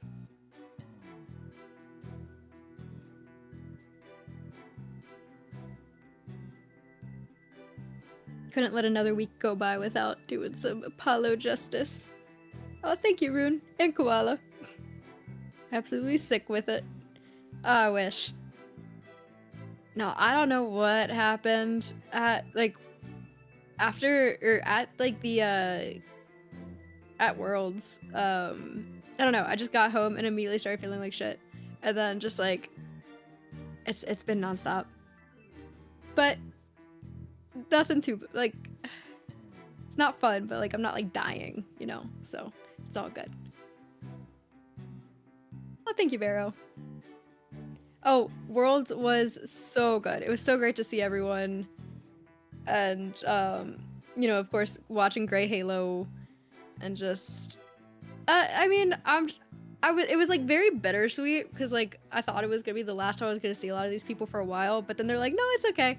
We're gonna have all the dream hacks and more events next year, which I'm so happy about. My wallet probably is not as happy about it, but I am thrilled. And yeah, so you know, DreamHack Atlanta is going to be a time to see everyone again. And keep on hearing things about like a potential Canada and a potential like California or something. I don't know, but I'm just so thrilled. We have a BrassCon 2026 at DreamHack Atlanta. I hope so. I'm trying to get him to go. I guess it just depends on whether his work will allow it. But I really hope that he's able to make it to Atlanta. It's less of an issue with work and more an issue of money. So that was I mean, yeah, but like I was gonna say work, you know? yeah, I mean, it's like work wouldn't be that hard to like plan around because I could just do what I did for Worlds and like request the Thursday off and then, you know, request another day off after or whatever. But yeah, I don't know. We'll see what the costs are like getting out to Atlanta for that one. Well, as long as you're not dramatic, I can see if you're able to stay in the B&B. Should I just put on my most narcissistic crazy face and just be the clown show for the weekend just so there's at least one? Oh my god, I could not handle it. Could not handle it again. But you know what? The only difference is that like if you told me that you were gonna go crawl in bed with my boyfriend, I'd be like, yeah, enjoy. You'd be like, yeah, I figured as much. Yeah. That's the thing. Josh would be the one climbing into bed with me, dude. He'd be like, Sure. I just want to go cuddle with Brassy for a little bit. Like, okay. So, oops, I didn't mean to do that. You think he's telling the truth about being there in that room? Definitely. It'd be funny that 2 times you fly on a plane, they're both to Atlanta. Well, Oh, that would be funny. I also have to potentially have this trip to fucking Canada in February, so who knows, man? Like, it might just not be only Atlanta. We'll see. Ooh, all the plane time. Mm-hmm. Well, I believe he was there. The question is, when did he enter? You mean, did he enter after Jinxie fled? Or was he there before the murder? If it's the latter, it would change everything. Right, if he was there before the murder, that would make him a suspect. But how do we go about proving that? Well, I guess we ask him about what happened there. Anyway, let's press him and see what kind of info we can Okay, yeah. Let's cross our fingers. But he says or reveals something incriminating. Canada, February, hell yeah. I mean, yeah, like, I'm like, I'd like to go. Wait, we'll see. What's going on in Canada? We're potentially doing a little meetup with, like, Bissu and Kant and all them, but Oh, y'all we'll have see. fun. We'll see. Okay, so what did we not press on? I think it was the last one. Statue had fallen on the floor. It was this one. But merely watching from behind the screen. Okay. The mayor had been knocked out by a blow to the head. Could he really have opened the forbidden chamber in that state? Well, it did seem difficult. He was all woozy and stumbling around as he opened it. It was such a heroic effort that I nearly started to cheer him on despite myself. I think the mayor needed medical attention more than a cheerleader. Okay, this is the same thing. Okay, so... what is the problem here? You can see it left. Mayor grown. It was absolutely horrifying. A statue had fallen to the floor. It was a token of goodwill celebrating the municipal murder. So...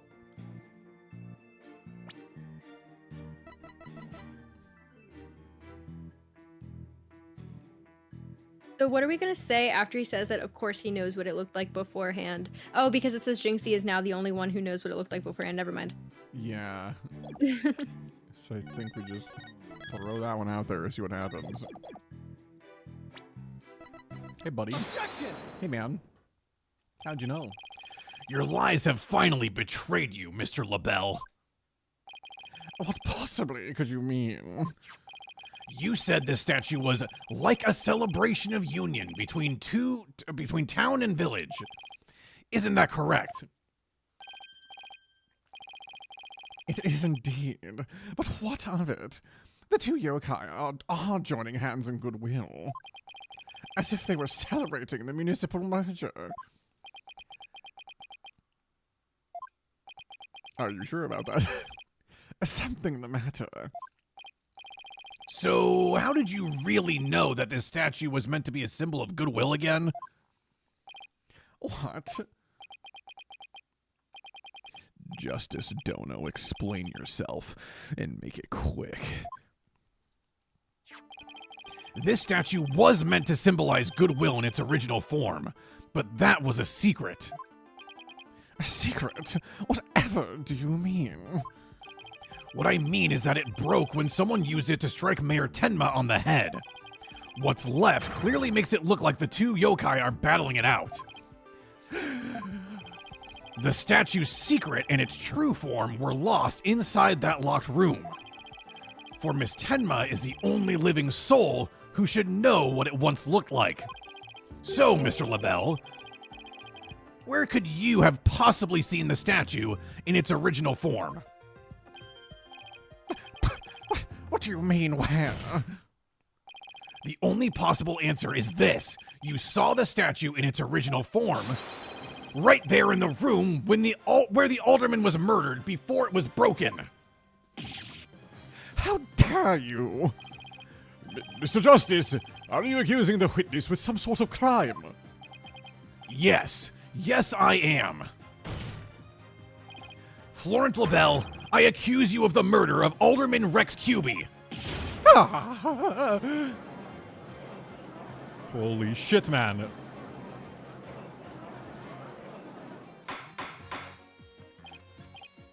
Order! Order! Mr. LaBelle, you've been accused of murder. Do you have anything to say in your defense? How could you possibly accuse me, the embodiment of beauty?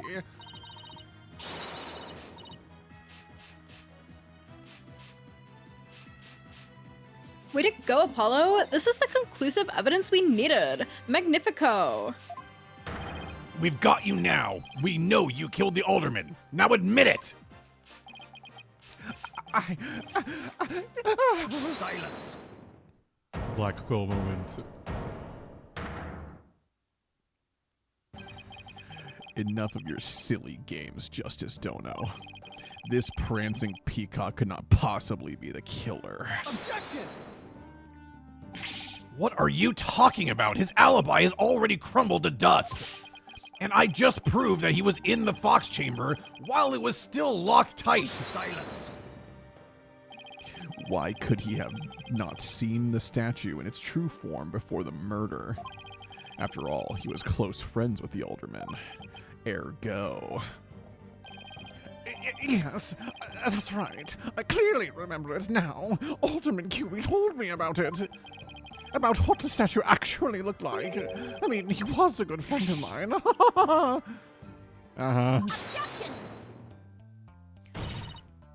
Yeah, right. He wouldn't show you a secret gift just like that. Silence! Moreover, it has already been proven that he was not present at the scene of the crime. It has? Forgotten, have we? Recall the little scamp statement, if you will. When Jinxie Tenma unlocked the Fox Chamber, she saw the alderman and the mayor collapsed therein, and no one else. Dang it. The fact is, it was you two who made that apparent in yesterday's court session. Thus, Florence LaBelle could not possibly have been in that locked room.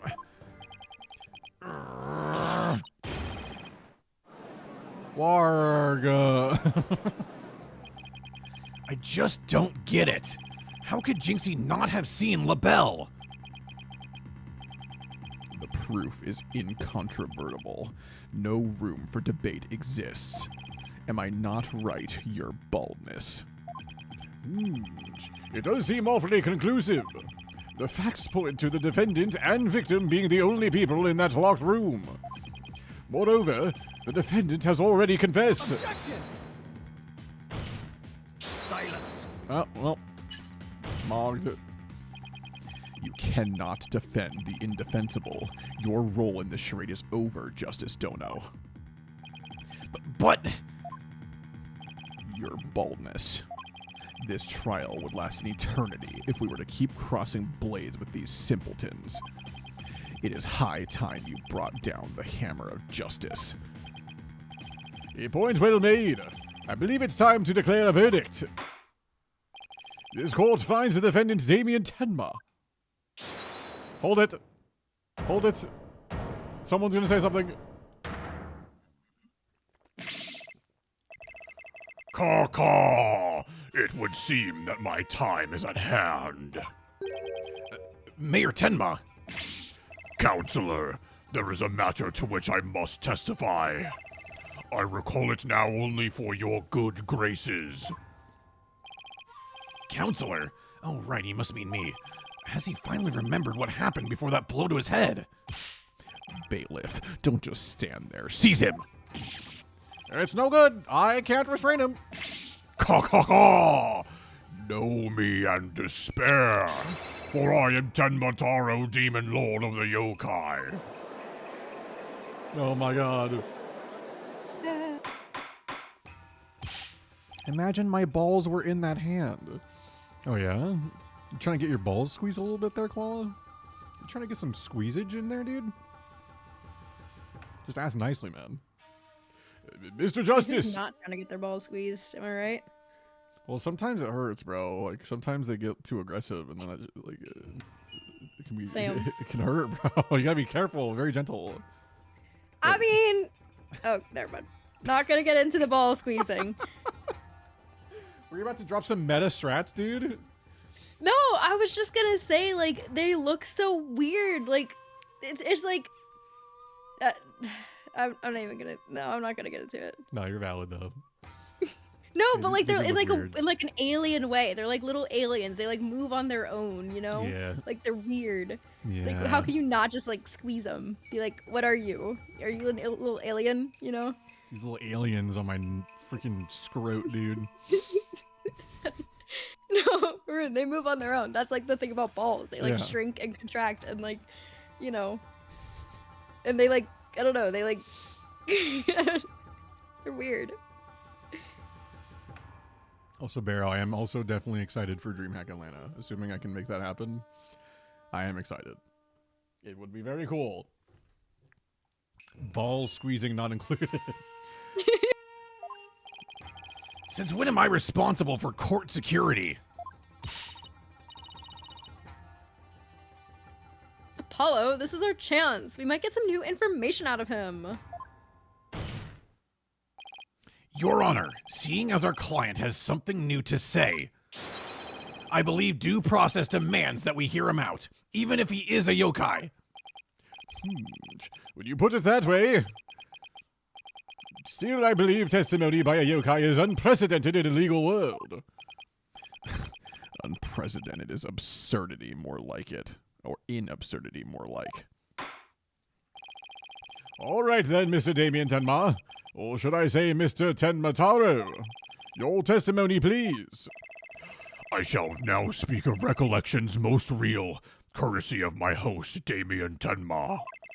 Heed these words, mortals, for hear them but once you shall. Caw-caw, caw-caw. Gotta caress like the labelle's flower. No. But also, I guess, kinda. There's a correlation between ball play and slime videos. What do you mean slime videos? I don't know. I don't really like slime videos. Slime. Barely conscious was Damien there amid the darkness. Suddenly, 2 yokai did appear. On one side, I, Tenmataro, ruler of demon kind, and on the other, my mortal enemy, the 9-tailed fox. Okay. That didn't really help. So is the defendant asserting that the room he was in was very dark at the time? Strange as it may be, yes, indeed, all was in darkness. And the part about Tenmataro and the 9-tailed fox being there. Yes, that too. Tenmataro towered overhead, and the 9-tailed fox glittered gold. Ah, I call animal abuse, Your Honor. It would seem the defendant's recollections are not to be trusted. Yes, well, truth be told, my host's recollections are still a bit fuzzy. As if half dreamt, that happening lingers in his mind. Hello, maybe I can help here. What are you guys talking about in chat, bro? She only likes to scoop slime videos. I don't know what that means either, man. What are these slime videos you speak of, man? Really? Oh, you mean... Yeah, I can hear it. The discord in his heart. I sense an unusual emotion in the mayor's memory of the event. Okay, I just hope our findings don't come back to haunt us. Again. She could hear the Discord app in his heart, by the way, just so you know. It's what Elon Musk wants out of all of us. With his brain chips. Okay. So, barely conscious was Damien there amid the darkness. So, that makes sense that he'd be sad. Suddenly, 2 yokai did appear. Okay, I don't know why he's still sad here. That could be a little weird. On one side, I, Tenmataro, ruler of the demon kind. She shouldn't be that surprised or sad about, right? Oh, wait, what the fuck? And on the other, my mortal enemy, the 9-tailed... Well, that's an issue. Why is he so happy?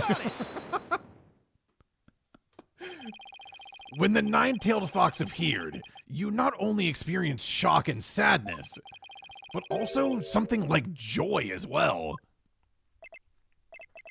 Joy. Perhaps it was joy at the light coming to my eyes at long last. A long and terrible creaking did pierce the silence. And then there was light. On reflection, it was a door that did produce that infernal racket. A creaking door. We hear Discord all the time because Doots refuses to matu. Says Rune.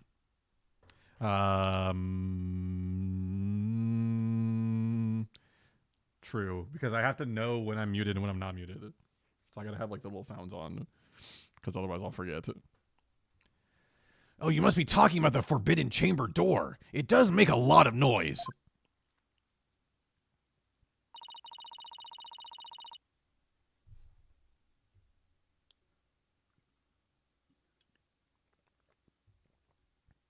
So this means the Forbidden Chamber really was opened. But what about the sudden light he described? I think I know. He mentioned darkness and Tenmataro towering overhead. Maybe the mayor wasn't really in the Fox Chamber at the time of the crime. Mr. Mayor, did the darkness that you were in happen to be here? The Forbidden Chamber? Maybe? Wait. Surely not, though. But also... I mean, yeah, where else would he be? The Forbidden Chamber. Was it not the Fox Chamber where the murder did occur? Yes, but it all makes sense if you were in the Forbidden Chamber. That terrible creaking sound was probably the Forbidden Chamber's door opening. And the towering Tenmataro you saw, most likely the Forbidden Chamber's statue. Why, yes, that would explain it. Also, Mycroft, good to see you, man. Hope you're doing well. The darkness and the staff in the demon's grasp.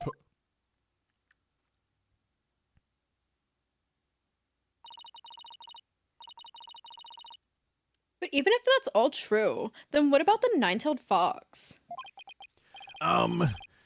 Maybe he was seeing things, just like Jinxie and her imaginary yokai. Fantastico, Apollo! It's entirely possible.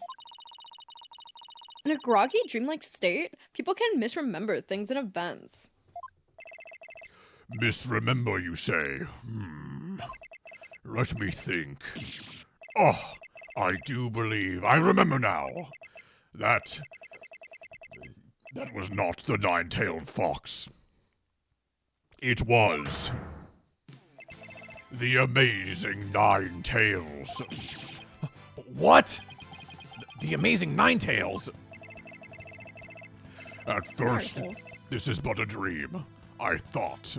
Now, however, most clearly do I recall it. 'Twas the amazing Nine Tails who did open the Forbidden Chamber's door. Okay.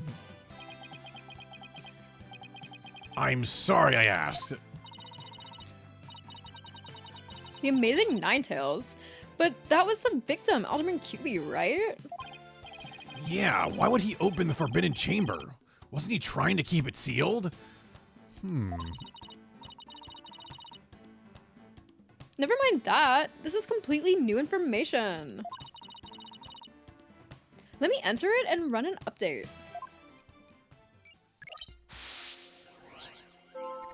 Okay, so... Info update.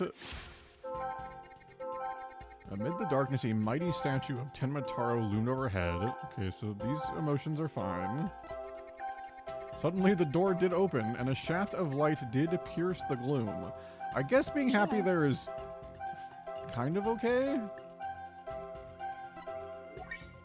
Info update.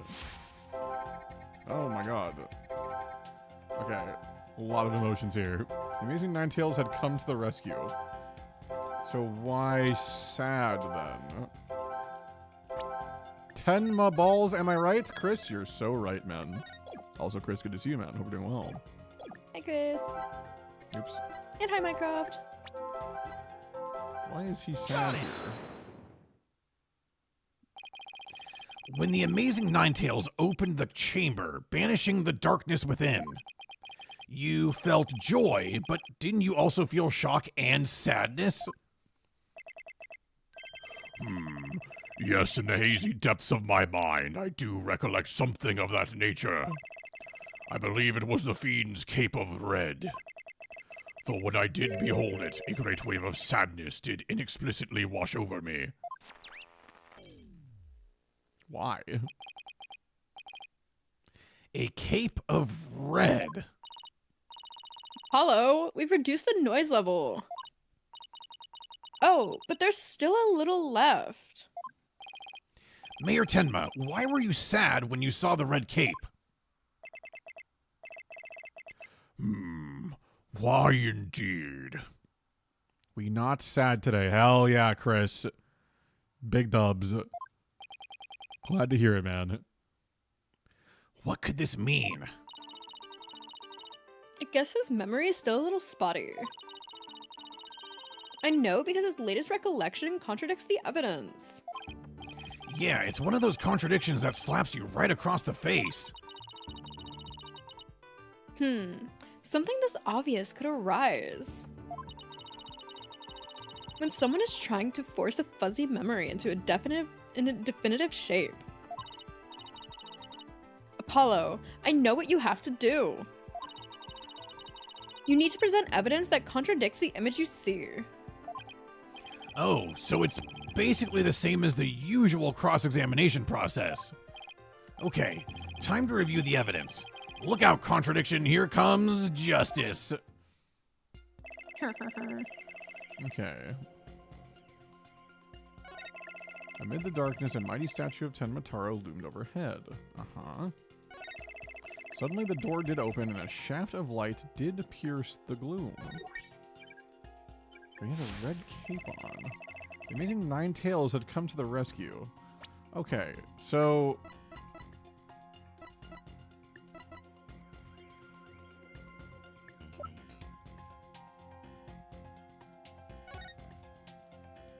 he doesn't wear a cape.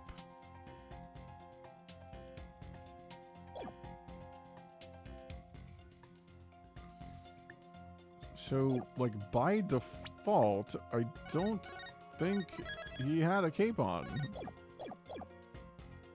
Like, that should just be his hair or whatever, like, from the costume. Sir, you're insane. Objection! You said the amazing Ninetails' cape was red. Are you sure about that?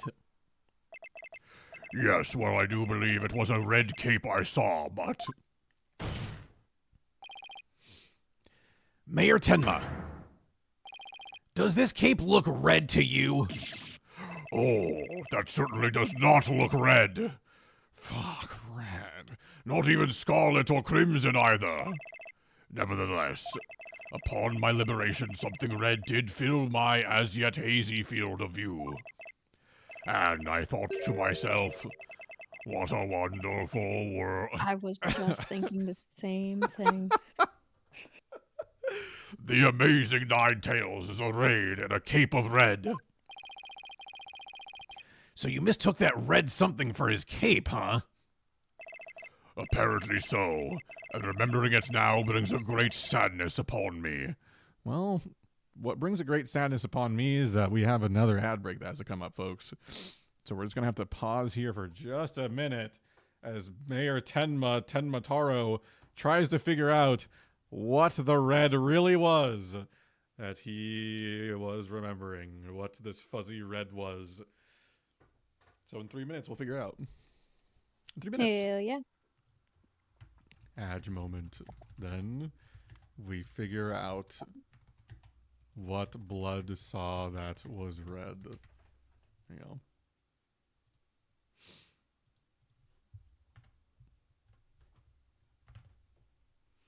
There you go. Chris, I'm glad to hear that you had 2 huge peak sessions. I'm very happy for you. Ascent 7 solo is kind of insane. Like, you're actually nuts. We recently just did, like, Ascent 4, like, the other day. And that was the highest Ascent that I've done, but I did that, like, in a group. And I actually did good, but it was also, like, it's tough, dude. How's the new biome? I haven't gotten to try it yet. Me either. Josh and I played Restaurants yesterday, Oh, yeah? along with Ty. We also played RV there yet for the second time. Nice. We haven't made it all the way up yet. That's a difficult one. And I think I was about to murder all of them at one point.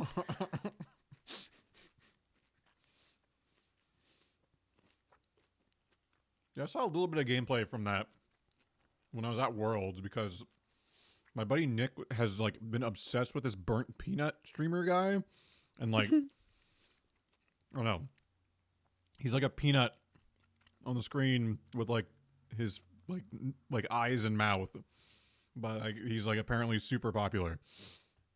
Huh. He had it on like the whole time we were at Worlds. And The RV there yet?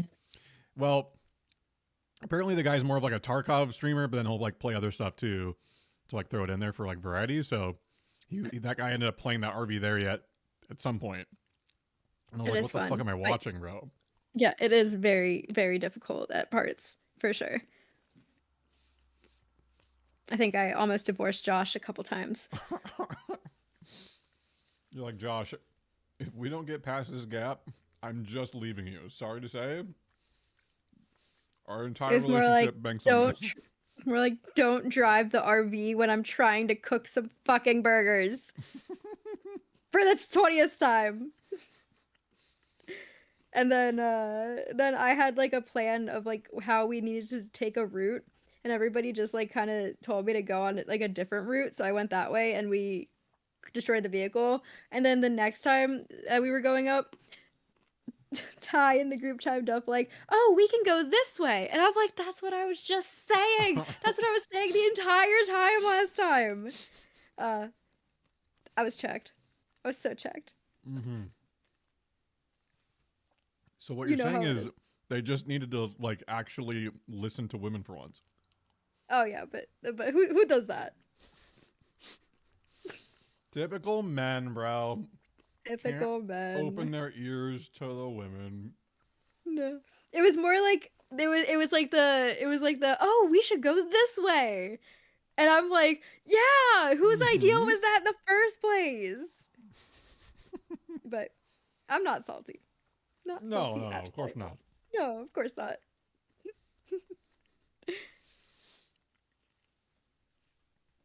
New biome sucks, but it's fun. Yeah, I'll have to give it a try at some point here.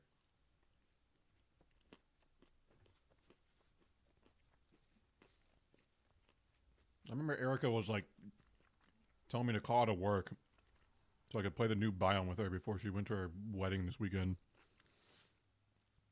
I countered with she should simply cancel her wedding and stay home so we can play the peak biome when I'm not at work. So that didn't happen. Fair. She's too busy getting married, bro. Don't let her Hell tell yeah. you that it's not her wedding, folks. I'll buy something off of the registry for her. I would go to a wedding over gaming. I know you would, Chris. I know.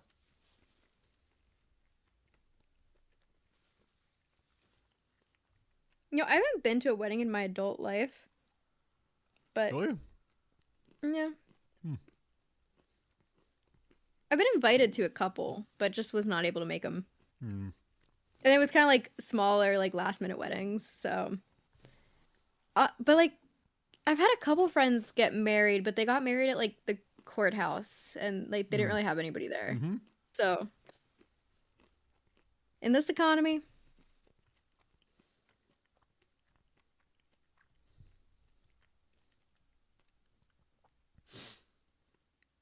The only wedding I've been to was my own, and we all know how that turned out. Yeah. But Chris, today's a happy day. Today's a good day. Today's a happy day. So it's okay. I've only been invited to one wedding. Stupid normie friends not wanting to get married. Stupid normie friends. You know,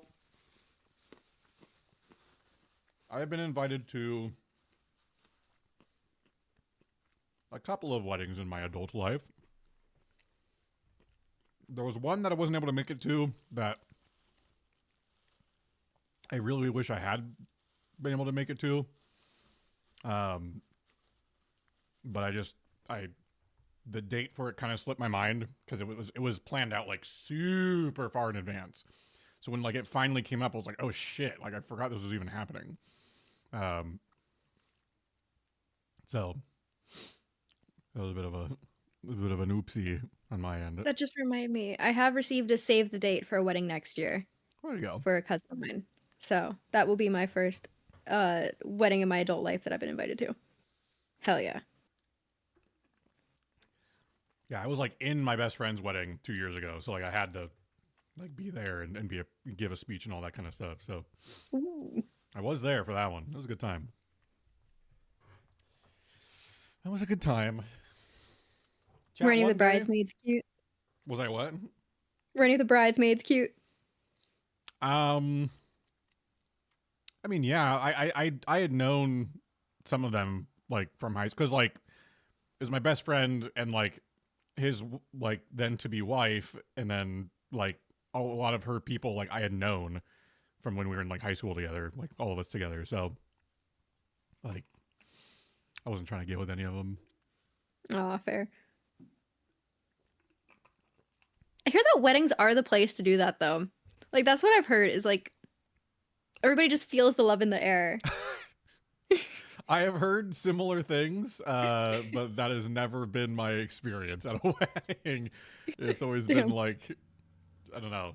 I mean, I don't have that many experiences, I suppose, but I'm like, I'm officiating my brother's wedding in like a month. So, like, you know, who's to say I won't randomly find someone there that's like, oh my God. Holy. I'm going to be like, nay, I have officiating to do. I have to lock in.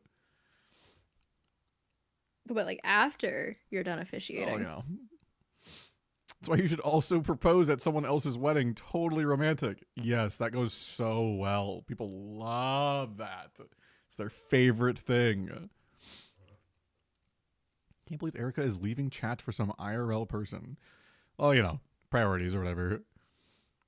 The most fun I've had was when I was a bridesman. I had flowers braided in my beard, had my name monogrammed on my bathrobe, drank champagne with my friends all day.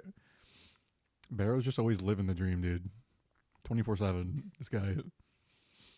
Honestly, not to sound like I feel like I'm gonna have to have bridesmen if I'm going to want to have even numbers with Josh. Yeah. Like in the like theoretically, in the chance that we get married and have a wedding, you know, all that. It's like because he has so many guy friends, and I just don't have that many girlfriends. And Yeah. so I think I'll have to have some of my guy friends up there. So it's good to know that there's bridesmen. You guys can just like compile all of like your guys' like combined friends and then just be like, okay, like let's just divvy these out. Like, Josh, you pick your 5, and then like I'm just gonna like pick out of this pool of like the Brassy, rest you're of on my side. Let's go. Oh my God. Be a bridesman. Yes, dude. Meanwhile, Josh is like hearing all this talk about like marriage. He's like, can we just like slow down? Can we maybe not like I mean, hell, we move in together in a couple weeks. So, you know, if he wants to slow down, it's a little too late.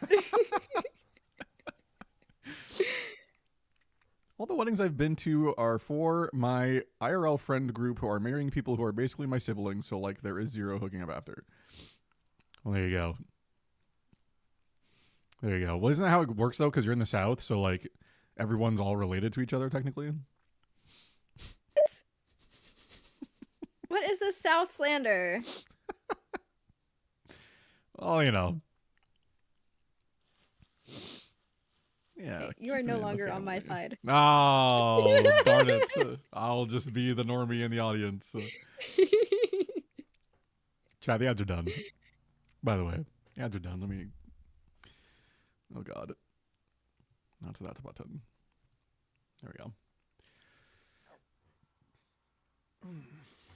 I take complete and total offense to that. Barrow... I won't dox. But some geolocations just sort of like prove that. IMO. Keenan Allen has 1.7 points. Lock in, man. Oh, like, Or yay? I don't know. Yeah, all right. Put my phone down. All right. Ahem. Why, chat, does him remembering it now bring a great sadness upon him? Let's find out. So the red something probably wasn't a cape after all. Maybe that great sadness he mentioned is what's interfering with his memory. Well, he would have seen the fox chamber behind the amazing Ninetales. What red object could he have seen there that would have been that shocking? I know. Could it have been? Mr. Mayor, was the red thing you saw this? The fuck Is do it you the dead mean? dude?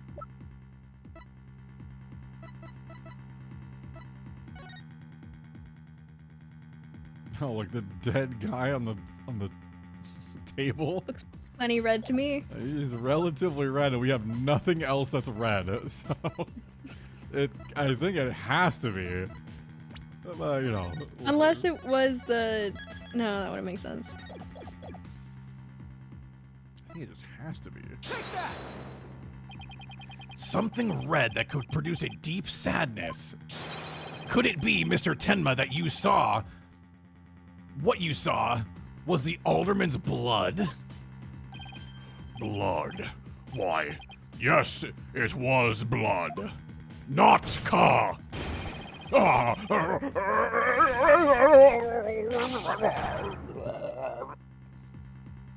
Professional voice actor. It's all coming back to me now. It wasn't a red cape that I saw.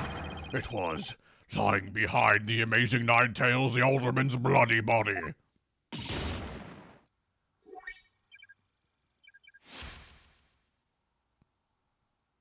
Wait, but how? They're the same guy. He was on a table. But if they're the same guy, then how did they open the chamber with... That is what we have to figure out. I suppose. You thought. I did think. His noise level is down to 0. I think he's remembered everything now. Does this mean the amazing Ninetales killed Alderman QB? The Alderman was the amazing Ninetales, so how exactly would that work? Hey, I asked you first. Well, Mr. Justice, you sure know how to make it a complicated matter even more complicated. True, but at the time of the crime, our client was in the Forbidden Chamber. Moreover... Silence. So he didn't say ergo. Not yet. Hoy, don't you think this strange? The little scamp has already confirmed her father to be in the Fox Chamber, but she said not about seeing the amazing Ninetales there. Ah! You just had to bring that up, didn't you? Jinxie didn't see LaBelle there either. It's so weird. Who really was in that room then? Would the defense please care to share any theories with the court? Can you explain the inconsistency between the defendant's testimony and his daughter's? I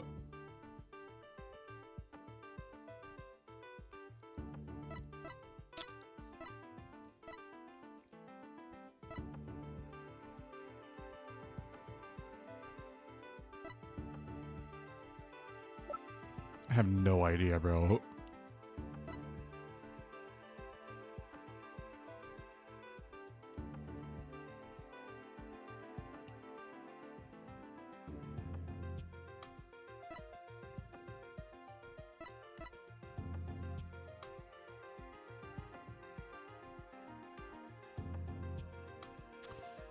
I mean, it could be the fact that...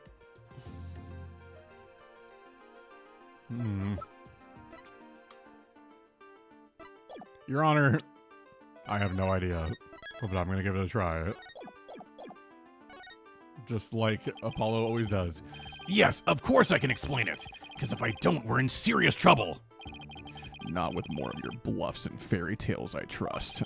Fair warning, Justice Dono. I shall have your head if you fail to explain this. What about a good old-fashioned penalty? Well, Mr. Justice, let's see if you have a head worth keeping on your shoulders. Shoulders. First of all, Mr. LaBelle was definitely in the Fox Chamber while it was locked. We also know that Mayor Tenma was in the Forbidden Chamber based on his testimony. These two facts are crucial to my explanation. So let us consider the following question. If the facts point to Florent Labelle and the victim being there at the scene, why did Jinxie Tenma see the victim and her father, Mayor Tenma? A very good question indeed. And I suppose you have an answer for us. Sadly, you would be supposing wrong.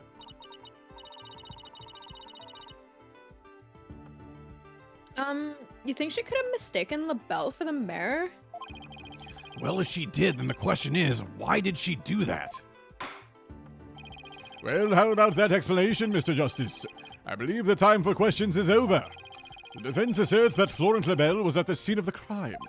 However, Jinxie Tenma has testified that she saw her father collapse there. If she has in fact misremembered the event, what could have made her do so?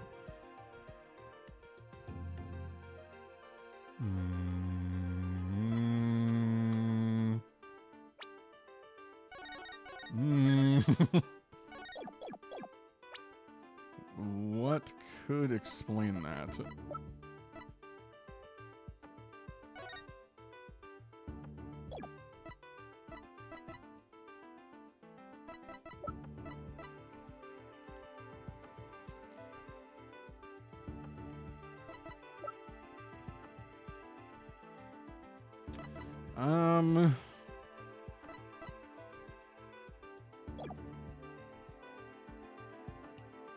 I mean, if I say Jinxie was confused, what is my, like, argument there for anything, right? Like, well, she was just confused.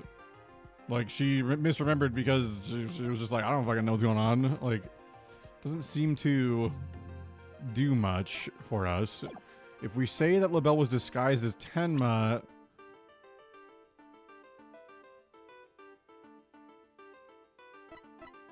we have no way to prove that.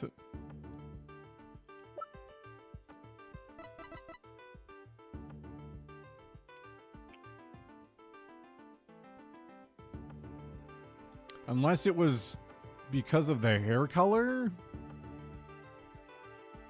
So, like, maybe?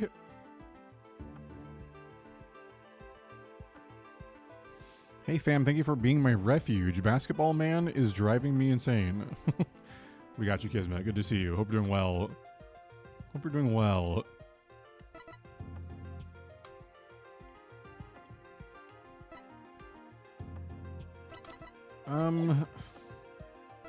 She got the rooms mixed up. Like, I feel like it has to be this middle one because she's not going to get the rooms mixed up. Like, There's no other room to go to. yeah. What if LaBelle colors his hair? That's what I'm thinking. Like, what is the natural hair color there potentially? Or something. Like he might have used this to do something to make him look a certain way. It's really the only thing we've got, so we'll just give it a shot. The figure Miss Tenma saw was not her father. It was Florent Labelle disguised as Damien Tenma. Silence. That is a complete impossibility. Their faces are utterly unalike. How could you explain that away with a mere disguise? Yes, they both do have incredibly distinctive faces. Maybe the disguise completely hid his face. I think Jinxie would have mentioned if she couldn't see her father's face. And if it was that sort of disguise, wouldn't she have removed it? Oh, right. Your sword is as dull as your mind, Justice Dono. Shall I show you what a truly sharp blade is capable of? I think I'll pass. Ah! Oh, he Did we just killed him. die? I think he just killed him.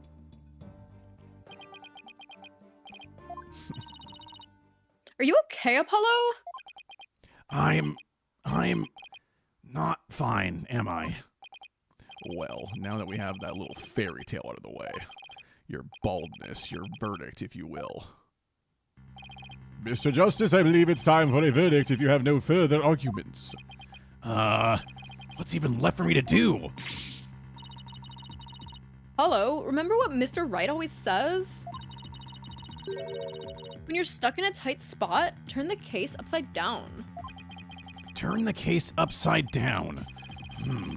He does say that, doesn't he? But I don't quite see how it applies here. Still, never hurts to give it a try, I guess. Let's see. Rather than Jinxie didn't remove the disguise, maybe she couldn't remove it. And rather than she didn't tell anyone about the disguise, maybe it was she couldn't talk about it.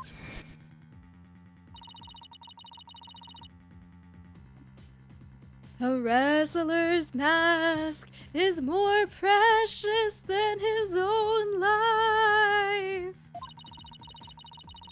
He'd never unmask himself in front of others. But there are matches where wrestlers battle for the right to remove each other's masks. To have your mask torn off is the worst humiliation a wrestler could suffer. That's why their masks are more important to them than life itself.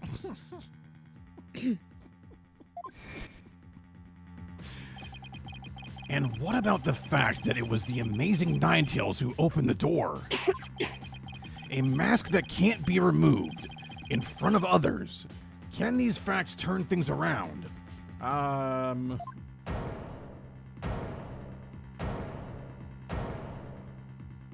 Yes.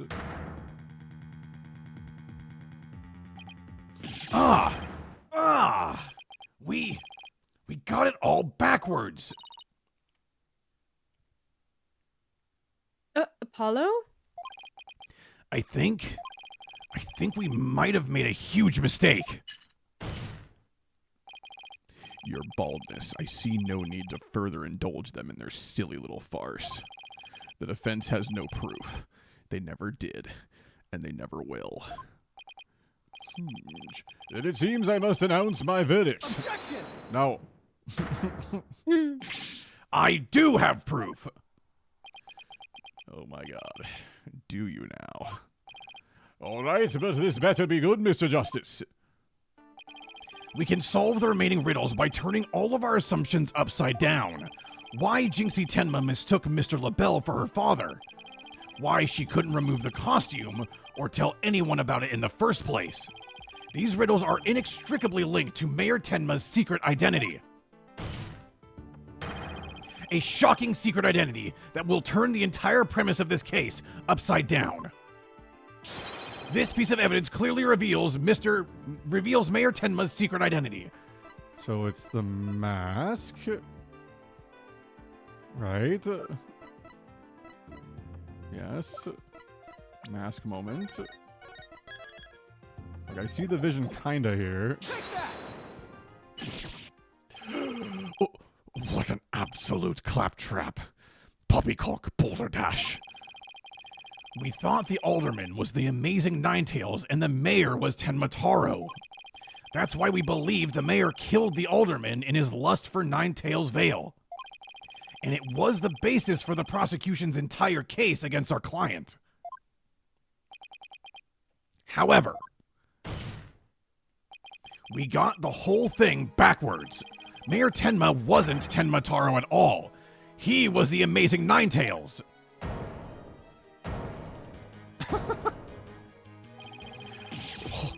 What's this?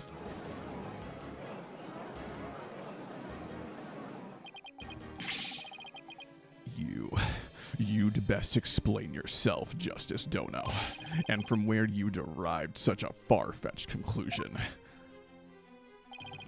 Jinxie no doubt knew the true identity of the amazing Ninetales, but she couldn't tell anyone no matter what. That's why she didn't say it was the amazing Ninetales she saw passed out. Even though, unbeknownst to her, it was really Florence LaBelle in disguise. Silence! The accused and that deceitful dandy are utterly dissimilar in physical build and voice. The little scamp would have seen the difference. Objection! Remember, Mr. LaBelle has his very own brand of cosmetics. Why couldn't he fake a different build, too? And anyone speaking through a mask would naturally sound different. Silence! Why did she not simply pull the mask off? Objection! A masked wrestler's disguise is more precious than life itself. As a huge fan of the Amazing Ninetales, she would never dare unmask him.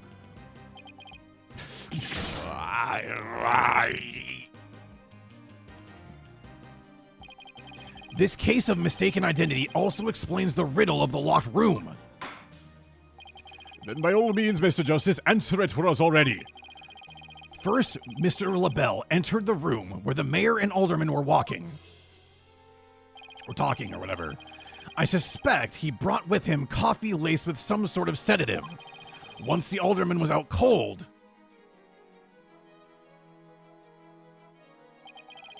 that's when Mr. LaBelle killed him. Next, he took the mayor, who he had also drugged into the Forbidden Chamber.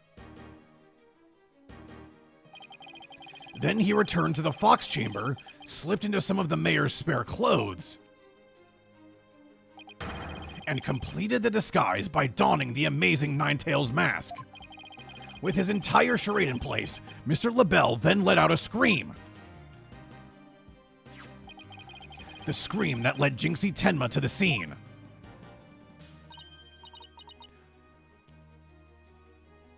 So then, the person who said I killed Alderman QB was... My god. Yep, that was Florent LaBelle in disguise. The mayor never actually confessed. Silence! This is no more than guesswork and speculation. Now stop your jabbering and... Objection! No, you twisted samurai! This time you stop your jabbering and let me finish making my case. Oh, tell him! Hell yeah. Yeah! Fuck that guy! Yeah! Shut on! Once Miss Tenma left the scene, Mr. LaBelle, still wearing the mayor's clothes and mask, opened the Forbidden Chamber so he could drag the mayor back out into the Fox Chamber. Oh, so the Amazing Ninetales the mayor saw was... Right, it was LaBelle opening the Forbidden Chamber. The second time Mr. LaBelle opened the door to the Forbidden Chamber, he happened to catch the thieving Mr. Filch by surprise. Startled, Mr. Filch in his Tenmataro disguise ran as fast as he could away from the room. Oh. As he did, he left behind him a trail of feathers and tracks, and gave Miss Tenma the scare of her life in the hallway. With no one left to witness the events that had occurred, Mr. LaBelle then proceeded to drag the sleeping mayor back into the Fox Chamber. I see. Well, that all certainly does make sense. Then, after dragging the mayor back into the Fox Chamber, Mr. LaBelle threw the mask out the window and fled the room. Silence! For this absurd theory to work, it requires that the defendant be the Amazing Ninetales. However, he was the one pushing for the municipal merger. That such an individual could possibly be the Amazing Ninetales is preposterous. Objection! The mayor was blackmailed into pursuing the merger. Miss Tenma's life would have been in danger if he had openly voiced his opposition. That's why he created a secret identity as the Amazing Ninetales. This is madness. No one could possibly hatch such an insane plot. No one except a killer as insane as his plot. And I'd say Florent LaBelle more than qualifies. Foolish mortal, it is at your own peril that you forget who I am. Mayor Tenma, it's okay now. Jinxie will be safe just as soon as Mr. LaBelle is arrested. You are the Amazing Ninetales, aren't you?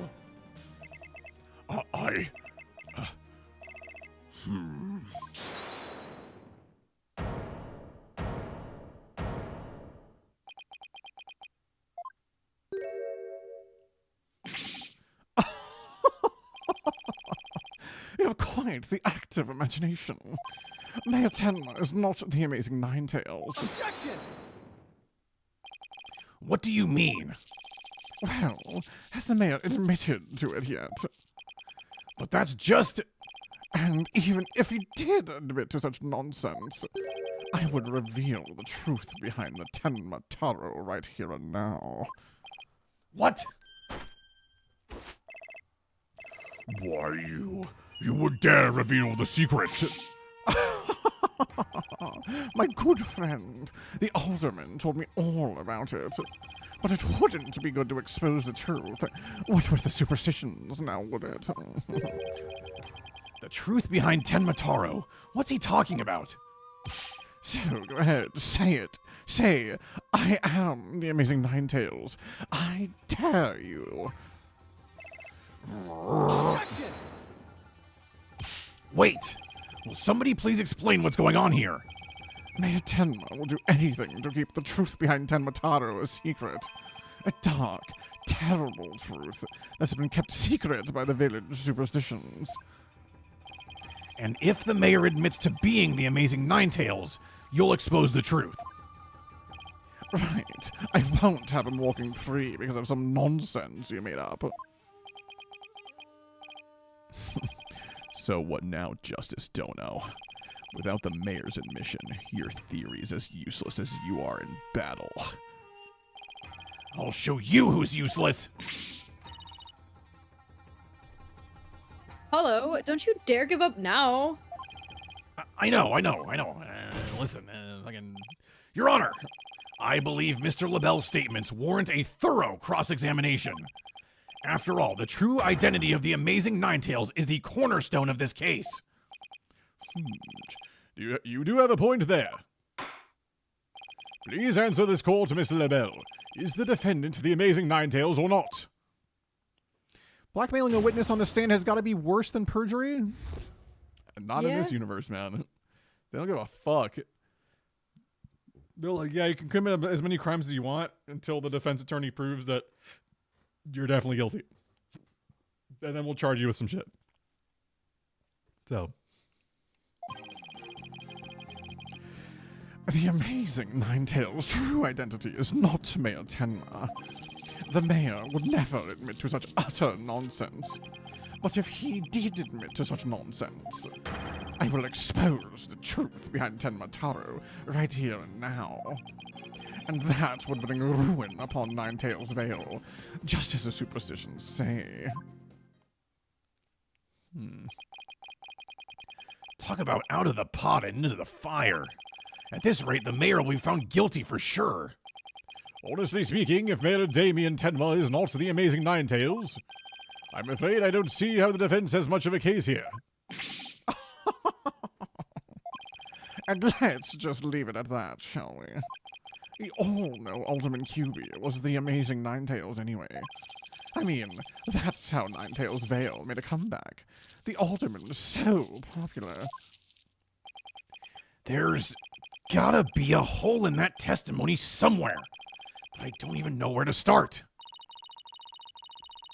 Since we don't have any proof that the mayor is the amazing Ninetales, then we'll just have to get him to admit it himself. But if he admits it, LaBelle's going to expose the secret behind Tenma Taro. Arg! We're so close, I know it! The defense may cross-examine the witness. W voice acting? Thanks, Vim. We do our best here. We do our best. Also good to see you, buddy. Okay, the amazing Ninetales' true identity is not Mayor Tenma. Hold it! Explain yourself.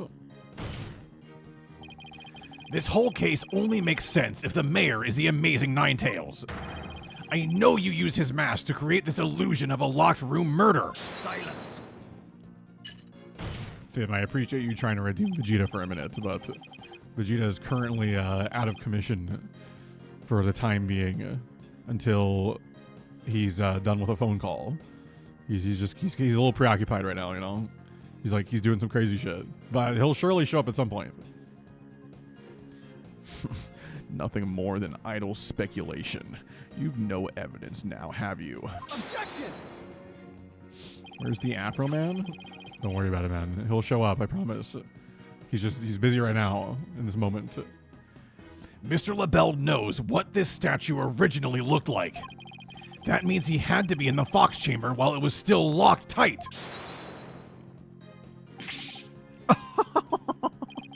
Sorry, but I heard about the statue from Alderman QB.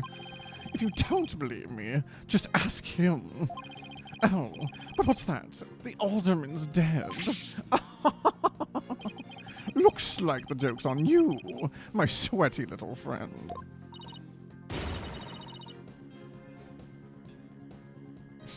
Hello, you mind if I wring his neck? Knack. Wait in line, because I'm going first. I'm going to choke the fuck out of this guy. Temper. Anyway. Okay, the mayor would never admit to such utter nonsense. Hold it! The only nonsense here in this court is you and your assertions. Such anger is terrible for the skin, you know. Beauty is like a flower that blooms forth from a serene heart. Excuse me? I couldn't expect a wilted peasant like you to understand. Perhaps this fragrance will help the blossom within you bloom. Ah! You liked that, didn't you? Enough jabbering about blossoms and whatnot.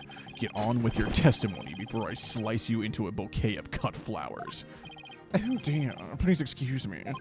As I was saying, the assertion of our wilted attorney here is utter nonsense.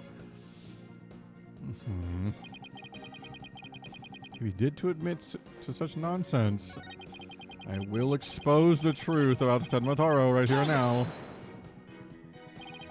And just how did you learn of this so-called truth behind Tenmataro? Alderman QB told me all about it. The secret of the Forbidden Chamber and the truth behind Tenmataro. Why would he share secrets like that with you, Mr. LaBelle? Because of the Alderman's wife. I was looking after her while she was hospitalized. He appreciated it so much. He shared the secrets with me. Wait, did he threaten the alderman in addition to the mayor?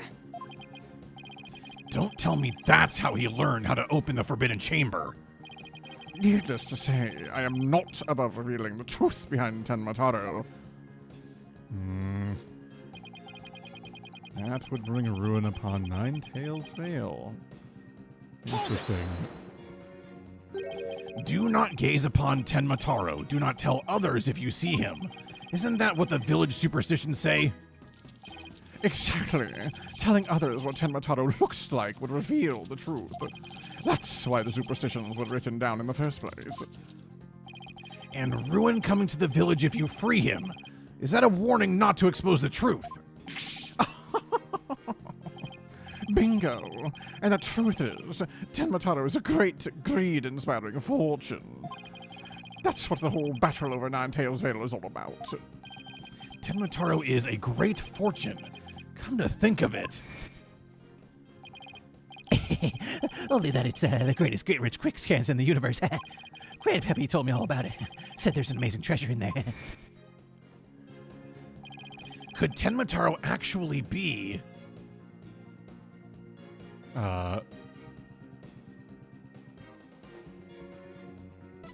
Forbidden Chamber treasure. Oh, maybe actually. And that's why it was stolen. Telling the village that Tenmataro is a terrifying yokai is what has scared them away from the Forbidden Chamber and the treasure within. That's how the treasure has been kept secret all this time. Well. It seems our ace attorney here has uncovered the truth that must not be revealed. Mayor Tenma looks like he wants to keep the truth hidden as much as I do. Tragedy is doomed to repeat itself as long as Tenmataro exists. That's why the secret must be protected. As long as Tenmataro exists, huh? Mr. LaBelle, please add that statement to your testimony. Tragedy is doomed to repeat as long as Tenmataro exists. Hold it! So, in other words, tragedy wouldn't occur at all if there were no Tenmataro. Yes, I suppose so, but that's wishful. My phone's not ringing. I'm busy. This is LaBelle. Yes. You don't say. As long as Tenmataro exists, huh? How's the mayor supposed to admit to his secret identity now? Well, we have to find a way to make him say it, or our entire case unravels. There must be a hole in LaBelle's testimony somewhere. Well,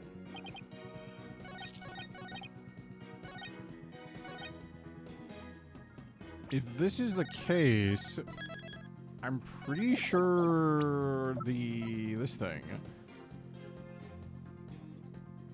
Like, if we show that shit's like gone,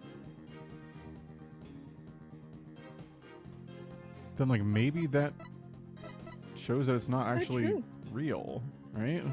Because there's But no it's proof no that it longer should be. there. Yeah. Objection! I'm gonna try it. Mr. LaBelle, Oh my god. what if Tenmataro no longer existed? Revealing the truth would no longer be an issue, would it? If Tenmataro no longer existed. What on earth are you talking about? Oh, apparently you haven't heard. Tenmataro no longer exists. But I guess you didn't get to do a thorough search after the key was taken from you. Because when we searched the Forbidden Chamber, there wasn't any treasure there. Really? Well, maybe you weren't looking in the right place. Sorry, but I have proof that Tenmataro no longer exists. Take a look at this figure. What do we have here? It looks like some sort of creature. We found this in the Forbidden Chamber. It's an Azuki Kozo figure. The great thief Azuki Kozo used to leave them at the scene of his crimes. Are you suggesting that Tenmataro has been stolen? Yep. Phineas Filch's grandfather, a master thief, was the culprit. And by that hideous moronic caretaker's grandfather, no less. You... No, no! My beautiful golden Tenmataros! The greed inspired by Tenmataro can no longer bring ruin upon Ninetails Vale. Isn't that right, Mayor Tenma? The root of tragedy would indeed seem to be gone. In fact, I now recall the alderman revealing the secret to me on the day of our meeting. He must have been speaking of Tenmataro, for he said to me, the gold ingot was gone. The gold ingot? You mean the treasure that is Tenmataro's true form? Recall, if you will, the scroll in the Forbidden Chamber. Tenmataro is the yellowish object shown there. A giant gold ingot that my nomadic ancestors bestowed upon Ninetails Vale. In return for that gold my ancestors did receive from Ninetails Vale, land that would become Tenma Town. But to drive the villagers mad with greed did that great fortune. Bitter was their greed-fueled battle. It was as if they were possessed. My ancestors' gold became a curse upon the village, a curse of ruin. Thus, it was that the yokai Tenmataro came to be. Also, Cheeks, good to see you. Man, hope you're doing well. Welcome in, brother. So Tenmataro and the village superstitions were merely fairy tales to scare people away. Fairy tale or not, Tenmataro made quite the mess of things. Yes, indeed, for there is no greater monster than a mortal man's lust for gold. Well, you know what they say. The love of money is the root of all evil. My ancestors did bring a terrible thing here to Ninetails Vale. A thing so terrible that Tenmataro, a monster just as terrible, had to be created to keep it a secret. Yet we have naught but love for the little village. to which we owe our very existence. Tenma Town would never seek to take over Nine Tails Vale in a merger. Oh my, that was quite a shocking lesson in history. Mr. Mayor, now that we know Tenmataro no longer exists, are you ready to admit your secret? You are the amazing Ninetales, aren't you? No, don't do it. Please, no.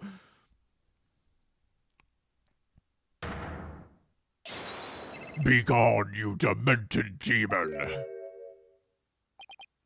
Ahem. Now, where was I? The Golden Lord of Yokai, the amazing Nine Tails. Nine Tails is indeed me.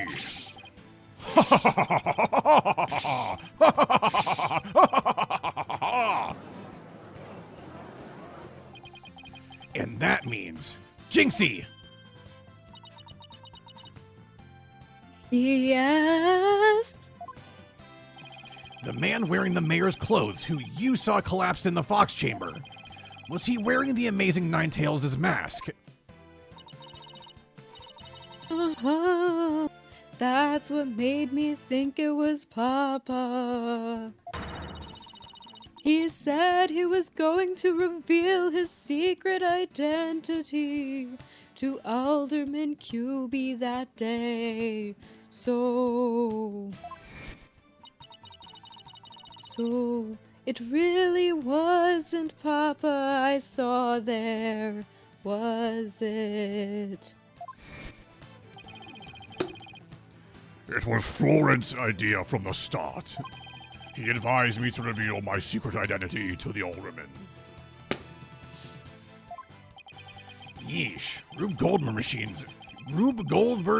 Goldberg machines have less elaborate setups than LaBelle's scheme. Okay. You may rest easy now, little Jinxie. That monster's deception is through. Caw-caw, caw-caw! The true facts behind this case have finally come to light. Mayor Tenma did not kill Alderman QB, but Florent LaBelle did. How dare you, peasant! No!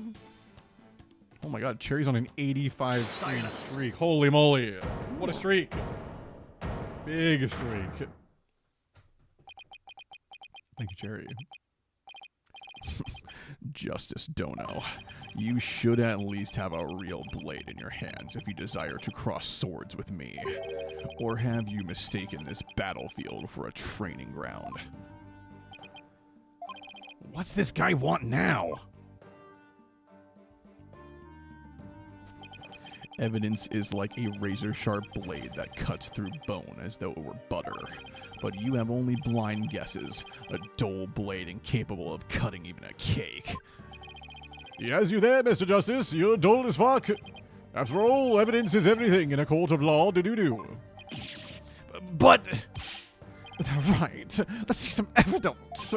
Of course, a perfect being like me wouldn't leave any incriminating evidence behind.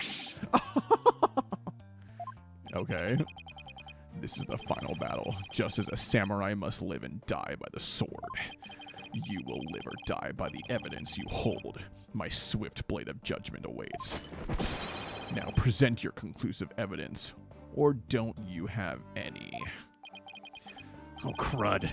Do I have anything conclusive? I mean... I guess the hair dye. It's gotta be. Because, I mean...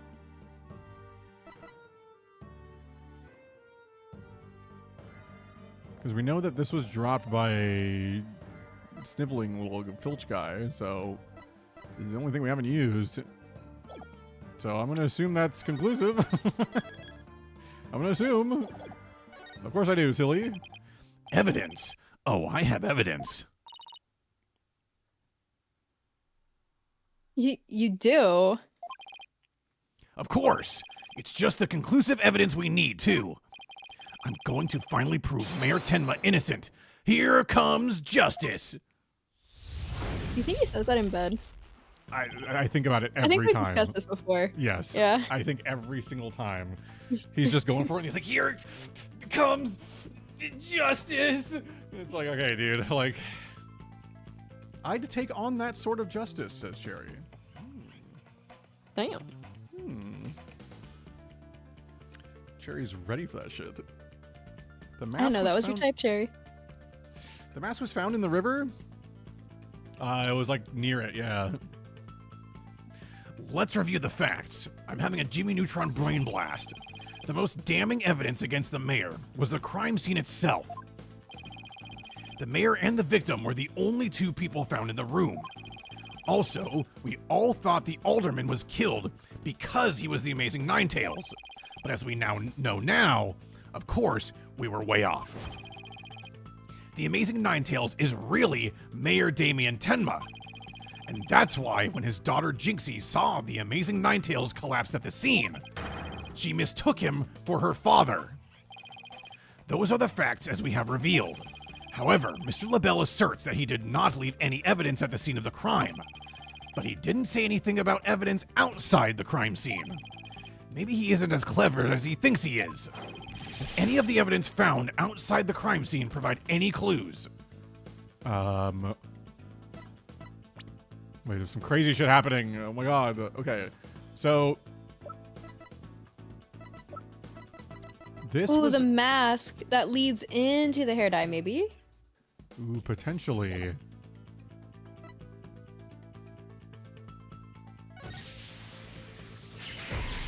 A clue inside the mask. Oh, I know. The Amazing Ninetales' mask. It was found washed up along the river. What sort of clues does that mask hold? It's got white hair in it. Dude, this is sick. What the fuck is going on? And what about the hair left in the mask? Who does it belong to? Laurenti LaBelle. Yeah, I think it has to be, because it's not Rex QE, because he's not the guy. Oh my god. The white hair is LaBelle's. Right! That hair is Florent LaBelle's! Yes, now that's what I call conclusive evidence! Dude, that was sick. What the fuck? Well, Mr. Justice, do you have any conclusive evidence to present to this court, or did you just simply cum your pants? Of course I do! I did both! Observe this mask, if you will. That mask. How is that conclusive evidence? It's not the mask itself, but the white hair inside it. We originally thought it belonged to Alderman Rex Cubey. Yes, but the Amazing Ninetales, as we now know, is Mayor Tenma, so... That is correct. So, the question is, whose hair could this be? And the answer to that is the last person to have worn it before it was discarded. That would be you, Mr. Florent LaBelle. What are you talking about? I never had hideous white hair like that. Silence. It would appear your coup de grace failed to hit its mark. This freakish fop is not the white hair type. Because he's busy being one ludicrously garish color or another. Objection! If the mask was found near the water, white hair is in the mask. Hair color spray, hair color spray says it washes out with water. Only LaBelle uses his own product. Bam! It's that simple, Barrel. It's that simple. We just do like a DNA test on the hair. That would also, I As feel well. like, make things easy. But you know, Yeah. that's too complicated, I suppose. It'd be interesting in this game let you walk into trials without all the evidence. Yeah, but then you'd Oh, soft you lock just yourself. So Yeah. yeah, that would be a bit of an issue. No, Prosecutor Blackquill, it's you who has made a fatal error. What? Remember where this mask was found? It washed up by the side of the river. With that in mind, this last piece of evidence will solve all of the remaining riddles. The hair color. That's. What is that? This is Mr. LaBelle's own private brand of hair color. It washes out with just water. The court will also recall that the amazing Ninetails mask washed up along the side of the village river with white hair inside it. What's this? Are you saying that preening peacock's hair color is? That's exactly what I'm saying. Mr. LaBelle's hair color is a freaky work of fiction. But thanks to the river flowing through Ninetails Vale, we now have a real-life expose. The white hair in this mask is conclusive evidence proving you're the real killer.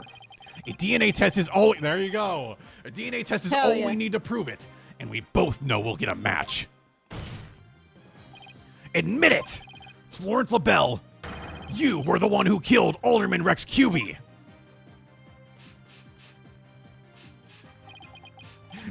You peasant! How dare you! Ah, he's gonna wash it all out. My profane beauty! I'm gonna exterminate you against the moment! Ah! No! My makeup! Ah!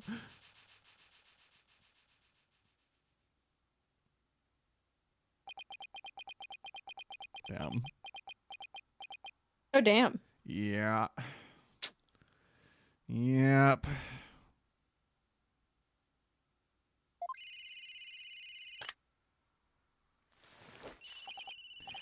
Hello.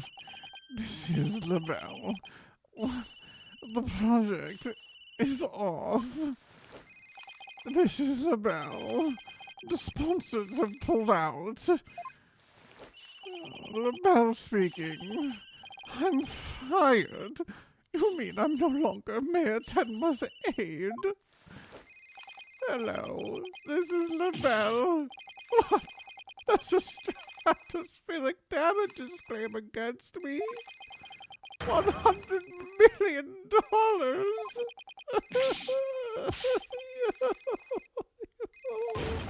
I'm finished. Washed up. Stick a fork in me. I'm done. He's going to. This is preposterous. I, Simon Blackquill, defeated. Order! Order! Order in the court! My God. Not when you take her swimming on the first date, bro. Come on. No. Well, this is quite the unexpected outcome.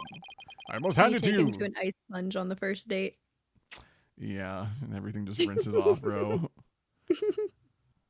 All for like 1.5 mil of gold. I mean, it's kind of a lot, though, to be fair. I must hand it to you, Mr. Justice. You really turned this case on its head, just like that other lawyer, Phoenix Wright. Wait, that was a compliment, right? Prosecutor Blackquill, what have you done with Florence LaBelle? The defaced man has withered like a flower without water. One of the officers is currently tending to him with a sprinkler. Wouldn't that just wash even more of his makeup off? Allow me to explain the actions of the guilty party in detail. The motive, of course, was to steal the gold ingot known as Tenmataro. However, few are allowed into the manor due to its cultural ties to Ninetails Vale. LaBelle set in motion plans to gain access to the mayor, the manor, and the gold within via the merger. But the efforts of the amazing Ninetails saw those plans come to a halt. And thus, LaBelle murdered the alderman and attempted to pin the blame on Mayor Tenma. I see. But what I still can't comprehend is why would he go after the gold in the first place? Mr. LaBelle doesn't look like someone who is in need of financial aid. LaBelle hid his past well, much like he hid his beauty with makeup. He's mired in debt. Debt due to pouring money into a brand only he could love. Which is why he sought the gold with such veracity. Too bad for him. Someone else had gotten to it first anyway. I see. Very well then. I believe it's time I declared a verdict. This court finds the defendant Damien Tenma. Not guilty. Oh my god, we did it. Wow.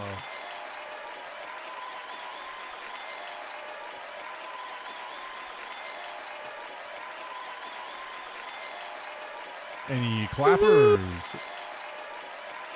Clap, clap, clap, clap, clap. Them cheeks.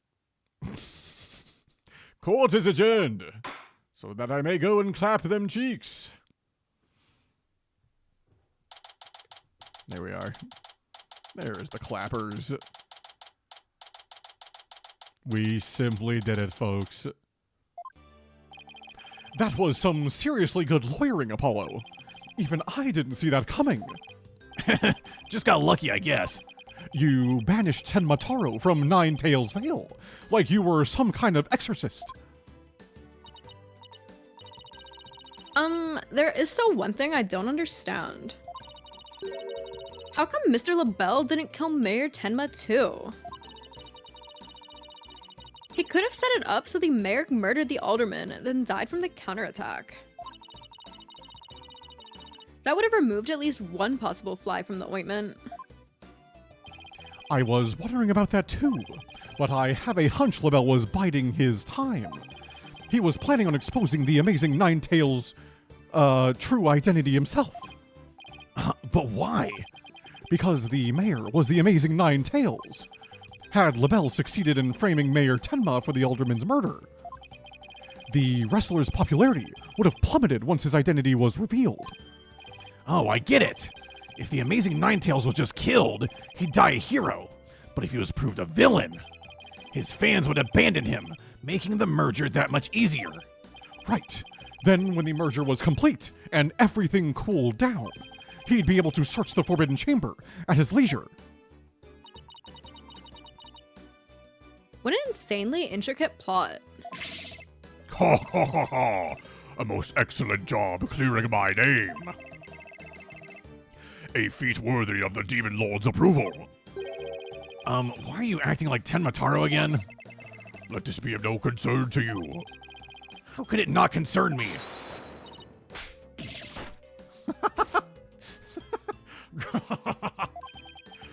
Jinxie, seems like ages since I've laid eyes on you. Papa, you're finally back. Yes, it would seem Tenmataro is no match for you. I'm not scared of that silly yokai anymore.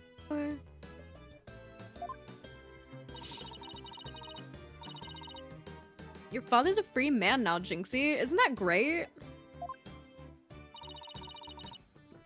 Thank you for all you've done. Seeing you guys in action, it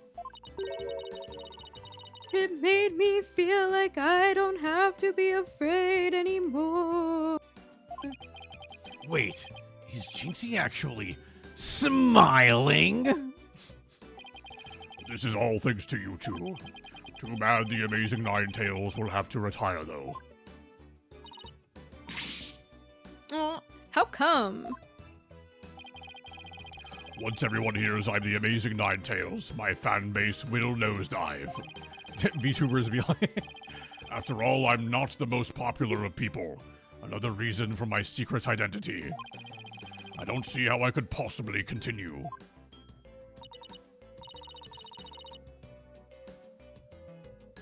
I think you may have misjudged yourself. Take a look outside. Say, now that you mention it, what's all that noise out there? A big crowd gathered outside the courthouse once the news broke. Seems they want to get a glimpse of Mayor Damien Tenma, the man behind the mask. And to root for your return to the wrestling ring. Rooting? For me? But I thought I was nothing more than a malefactor in their eyes. The only one who really matters is Jinxie. Show her how cool you really are. Yeah, you're the coolest when you're out there fighting in the ring, Papa. last 10-packer before switching to the Mega Altaria pack for 2 weeks. I better get banger cards. You surely will. You just simply will. Surely. Jinxie. Here, I think you'll be needing this. I just give him the attorney's badge. This'll make you look so cool. Yeah, take Definitely your his mask, mask, buddy. right? Thank you. Now, if you would excuse me, Huh? I don't want to keep my fans waiting. Cutscene moment.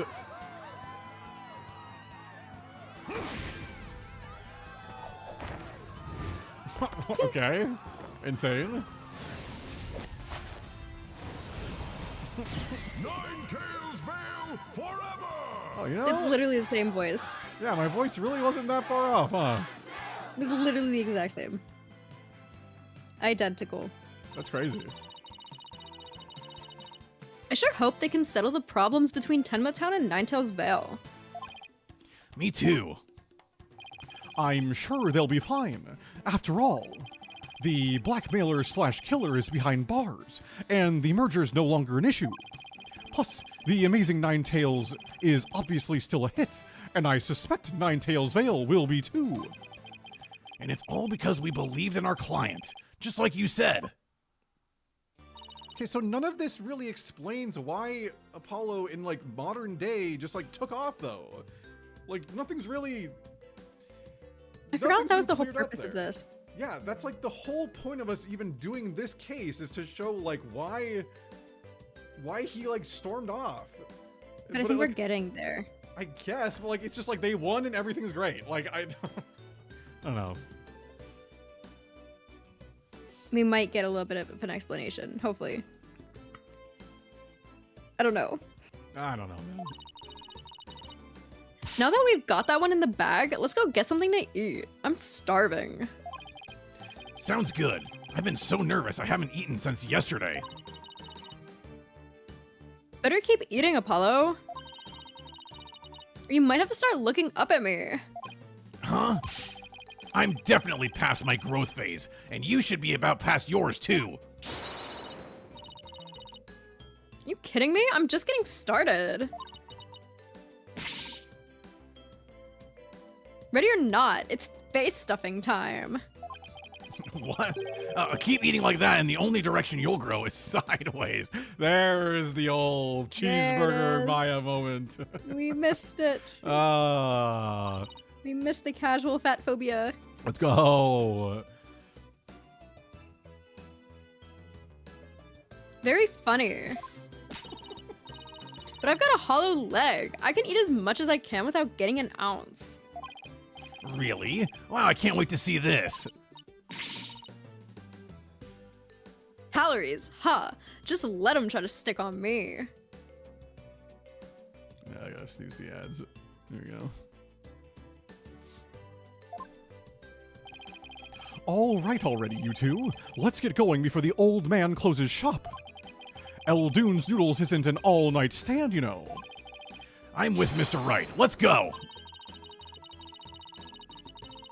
I've been waiting to have a bowl from there ever since Mr. Wright told me about them. Well, what are we waiting for? The noodles are on me today, so I expect some serious eating from you two. Yay! Thanks, boss.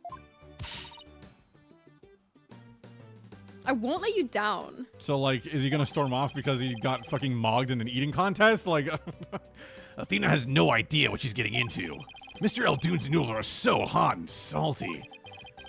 2 bowls would kill a man.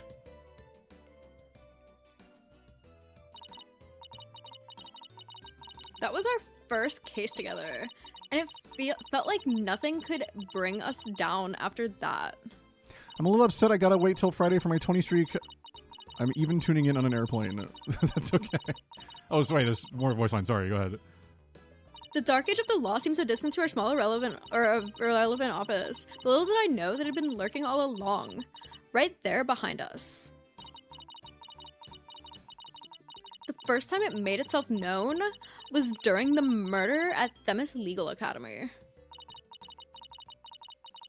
That case would mark the twilight before the dark, cold night that was to come. Wasn't that what this case was supposed to be? I think that was their introduction case. But like, that was the whole point. It was supposed to be that this one explained it, and then at the end they're just like, well, actually, this is just to let you guys know what happened before the thing that explains why he's like, what do you mean? Oh. Oh my god, man. It's fine. It's fine. It's fine. Kat, it's good to see you. Hope you're doing well. You know, the 20 streak's the 20 streak. It'll come. It'll get there. But thanks for tuning in while you're on an airplane. It's good to see you. I've been all right. Hopefully the Wi-Fi is free. Hopefully it's free. It's probably not, but hopefully it is. I got a hot and salty noodle. Thanks, Chris. This case sucked. It didn't suck. It just like didn't explain the thing that it was sort of implying that it would. So It's kind of a fun case. yeah, I thought the case was actually like pretty good, all things considered. Some nice twists and whatnot. Some fun characters. Mm-hmm. They said get fricked. Yeah, they did. They freaking fricked me, bro. That was a good case. I agree. It's pretty good. Would have known who did it if they subpoenaed DNA from everyone.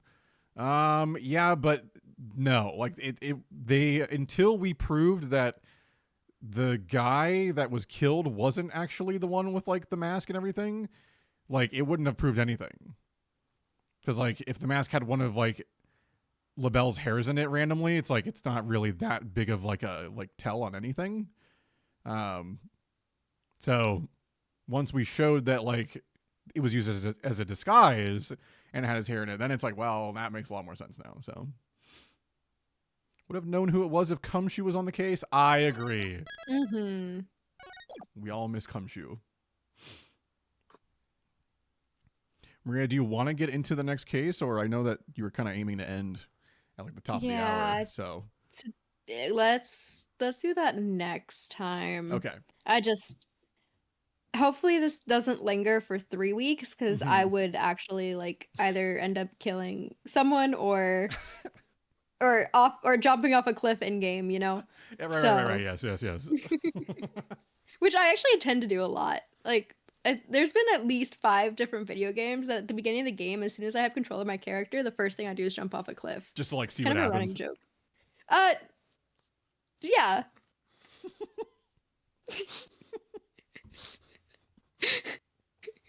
Okay. Probably not just like, you know. It's not you just being like, oh, thank God I can finally kill myself in this game. Like, holy shit. I installed it just for the ability to do so. It's checking and seeing if there's fall damage. Right. You know? You're so right. Yeah. Well, folks, that's going to do it for the Apollo Justicing Dual Destinying today. Simply a great time. Simply Oh my gosh, the great Delta time. membership is so great. I have one too. So good. I have the Amex. Free checked bag. Hell yeah. Also, ads is going to happen because I'd use all my snoozes to get through all of that. So the ads are simply about to run if you're not subbed. Fair warning. I get really excited. I get really excited about the Delta perks that come with the Amex cards. The miles, so good. Love Josh and I had Delta. flights to, but like Josh and I had flights to, to Seattle, and then I came back, but he went to Phoenix and then RDU. And with that, with check bags and the plane tickets, just using my miles for both flights, like we paid maybe $24 or something like that. That is So. pretty dang good. Miles are that adult life hack. I swear. I think I've Especially talked if about you, it like, before, but If you like actually travel, you know, it definitely helps. So. I mean, just flying 2 times, or if Josh and I were just to fly somewhere together, like there and back, the checked bag fees would like just in that we like were saving on already cover the cost of the annual fees of the card. So That's huge. Simply huge Heh. savings. and also I like Delta. Delta hasn't really failed me too much. Delta, I've if you want to actually sponsor the stream, only had good. Yeah, Just saying. Delta sponsor the stream. We're really giving you some gas here, so you better consider Mhm. it. Okay, and Delta Airlines CEOs and advertisers and marketers and whatnot. Mhm.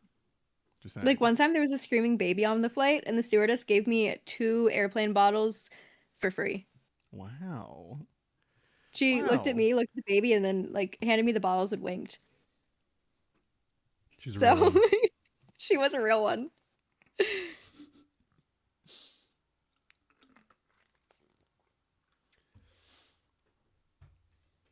I said to wait for long enough. Good night, chat. Good night, Brassy. Good night, Maria. Good night, Slenderman. Good night. Good Where's night. the Slenderman? The But also, good Slenderman night, was the Chris. friends we made along the way. Yeah. The Slenderman was fucking LaBelle, dude. Oh, I guess so. The real Slenderman. Except we got the key, and he didn't get us. True. Haha. We got all the pages. Get fucked. We did. Chris, get some Okay. good sleep and good rest, and also good sleep and also good rest, man. Thanks for hanging out. Thanks for I should take some NyQuil and sleep. Actually, I need to wait for Josh to come here because I think he's coming over tonight, and I don't know what time or anything. But Gosh, yeah. hurry up, man. She needs to take NyQuil.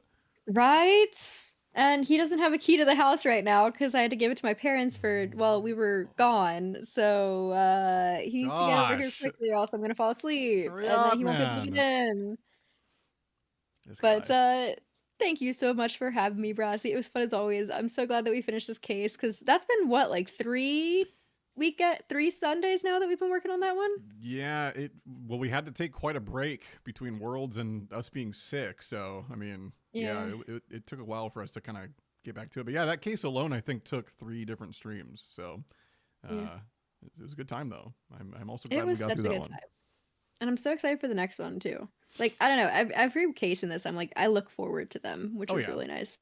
Whether or not they're Yeah. actually good is like, I mean, most of the time they are, but like every game tends to have at least like one that's like, it's kind of So Yeah, I feel like we've had like, I mean, I feel like we've had maybe 2 really bad cases, yeah, and that was Big Top Turnabout and the So Cold one.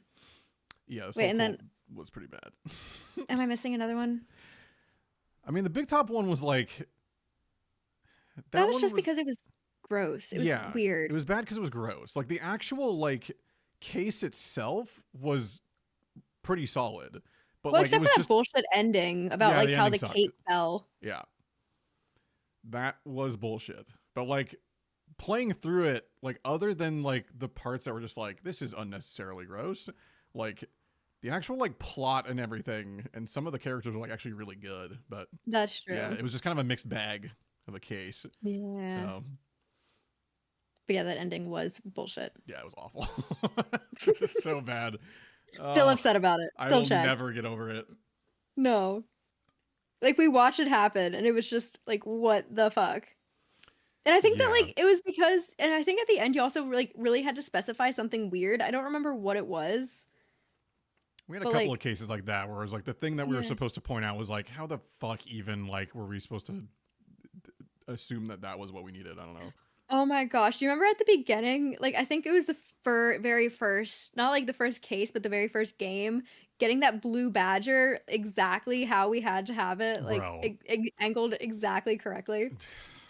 Dude, don't remind me. I forgot about that one. Crazy.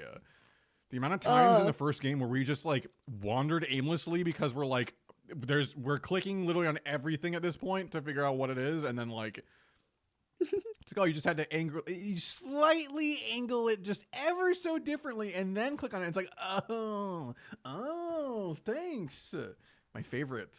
Love it. Yeah, that one had me checked for sure.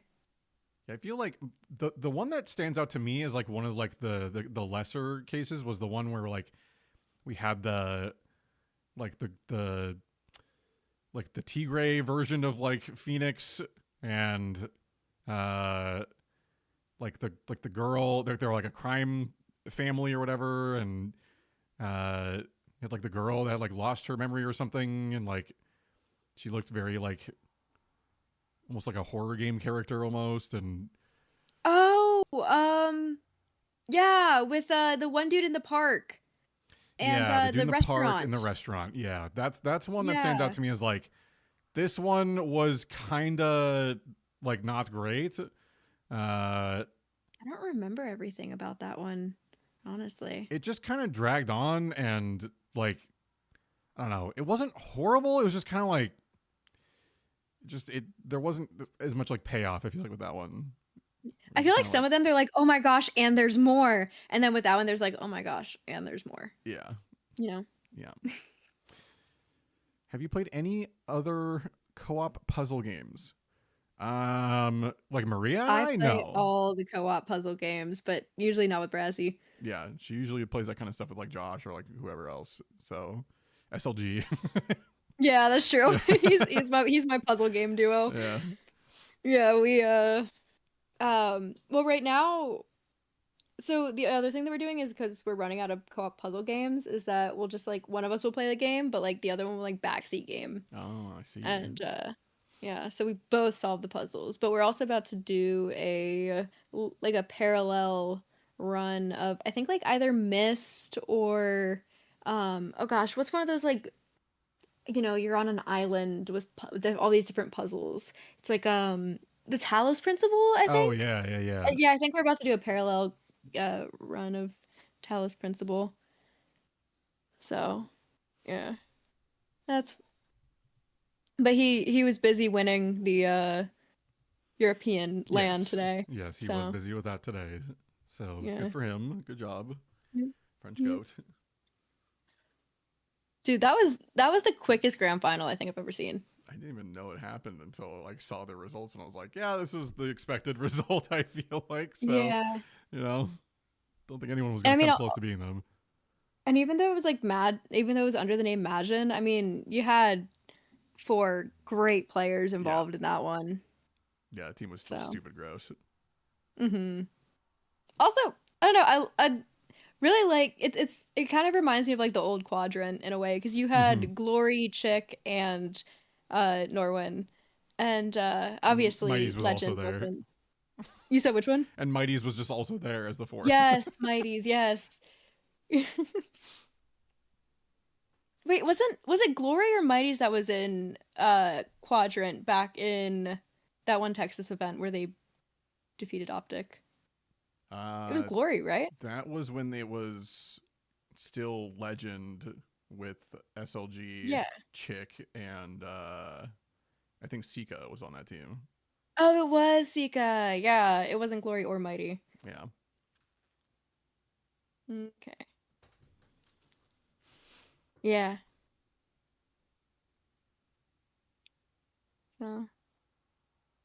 But so it's just good to see them together like that again. Yeah. Always good to see the boys win something. Ooh, so I have the Myst games. I don't think I have any of the Riven ones. I have Talos Principle. I haven't heard of Abduction. I think I have The Witness, but I haven't played it. I have played Outer Wilds. Josh has finished it. I have not. And I have played Return of the Obra Dinn, and that one's really good. Chance of Senar. I think I have the app. That's like the language puzzle game, right? I believe so, yeah.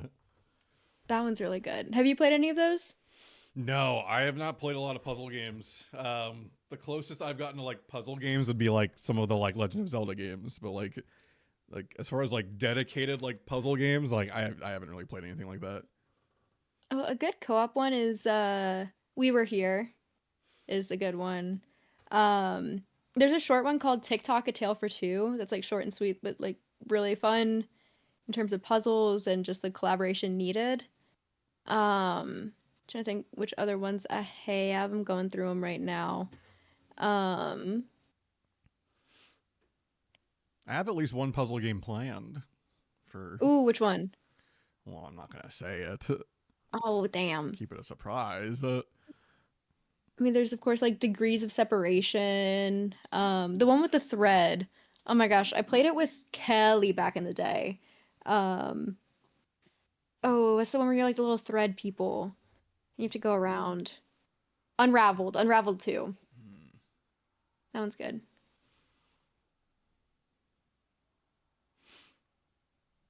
The co-op puzzle game is a really fun genre, and there's not enough games in it. Well, I think they're starting to like pick up a bit. Like I think what was that one where it was like the like the wife and the husband or whatever that like Oh, It Takes Two? yeah, like I feel like that Yeah. one being so successful and popular, I think like helped people realize like, oh, there is more of a market for this, and so they started like, because I remember they came out with like Split Fiction recently, and like that was like a pretty big one too. So like, That Fiction was really there's good. there's like I think that genre is starting to pick up some steam a bit because they realize people like to play games with a friend or a partner or just not by themselves all the time. So they're like Mhm. starting to figure And it not out. in like a cooperative way. I don't know. I love the co-op genre in general. Yeah, Like, you know, you and your friends versus the world kind of thing, yeah. It's or it's nice versus the to puzzles. it's nice to have things that aren't just we're going against like other people in a PvP game. It's like no, it's like you and I are working together to like conquer these things together. Like it's just like it's a cool feeling. Hmm. It is, and it's just really fun when like both of y'all are solving puzzles. Yeah. But I should probably find out when Josh is coming over. So I will Alrighty. head on out. Thank you so much for having me, as always. Of course. It was Thanks for so being much here. fun, always. Uh, but yeah, good night to Brassy. Good night to chat. Good night, Maria. I'll talk to you soon. Talk to you soon. All right. Later. She hates me, by the way. Um, chat. The stream's not over. By the way, just so you're aware, just so you know, it's only like 8:30. The stream's not over. We were just closing out the old Dual Destinies segment of the stream. I will end the YouTube side of the stream just so the VOD stays sort of its own thing over there with Dual Destinies for today. Well, we'll continue on the Twitch side of things for the rest of the night. So YouTube stream, goodbye, good night, goodbye, YouTube side. If anyone's watching on the YouTube stream, good night, goodbye, goodbye, goodbye, goodbye, goodbye. Okay.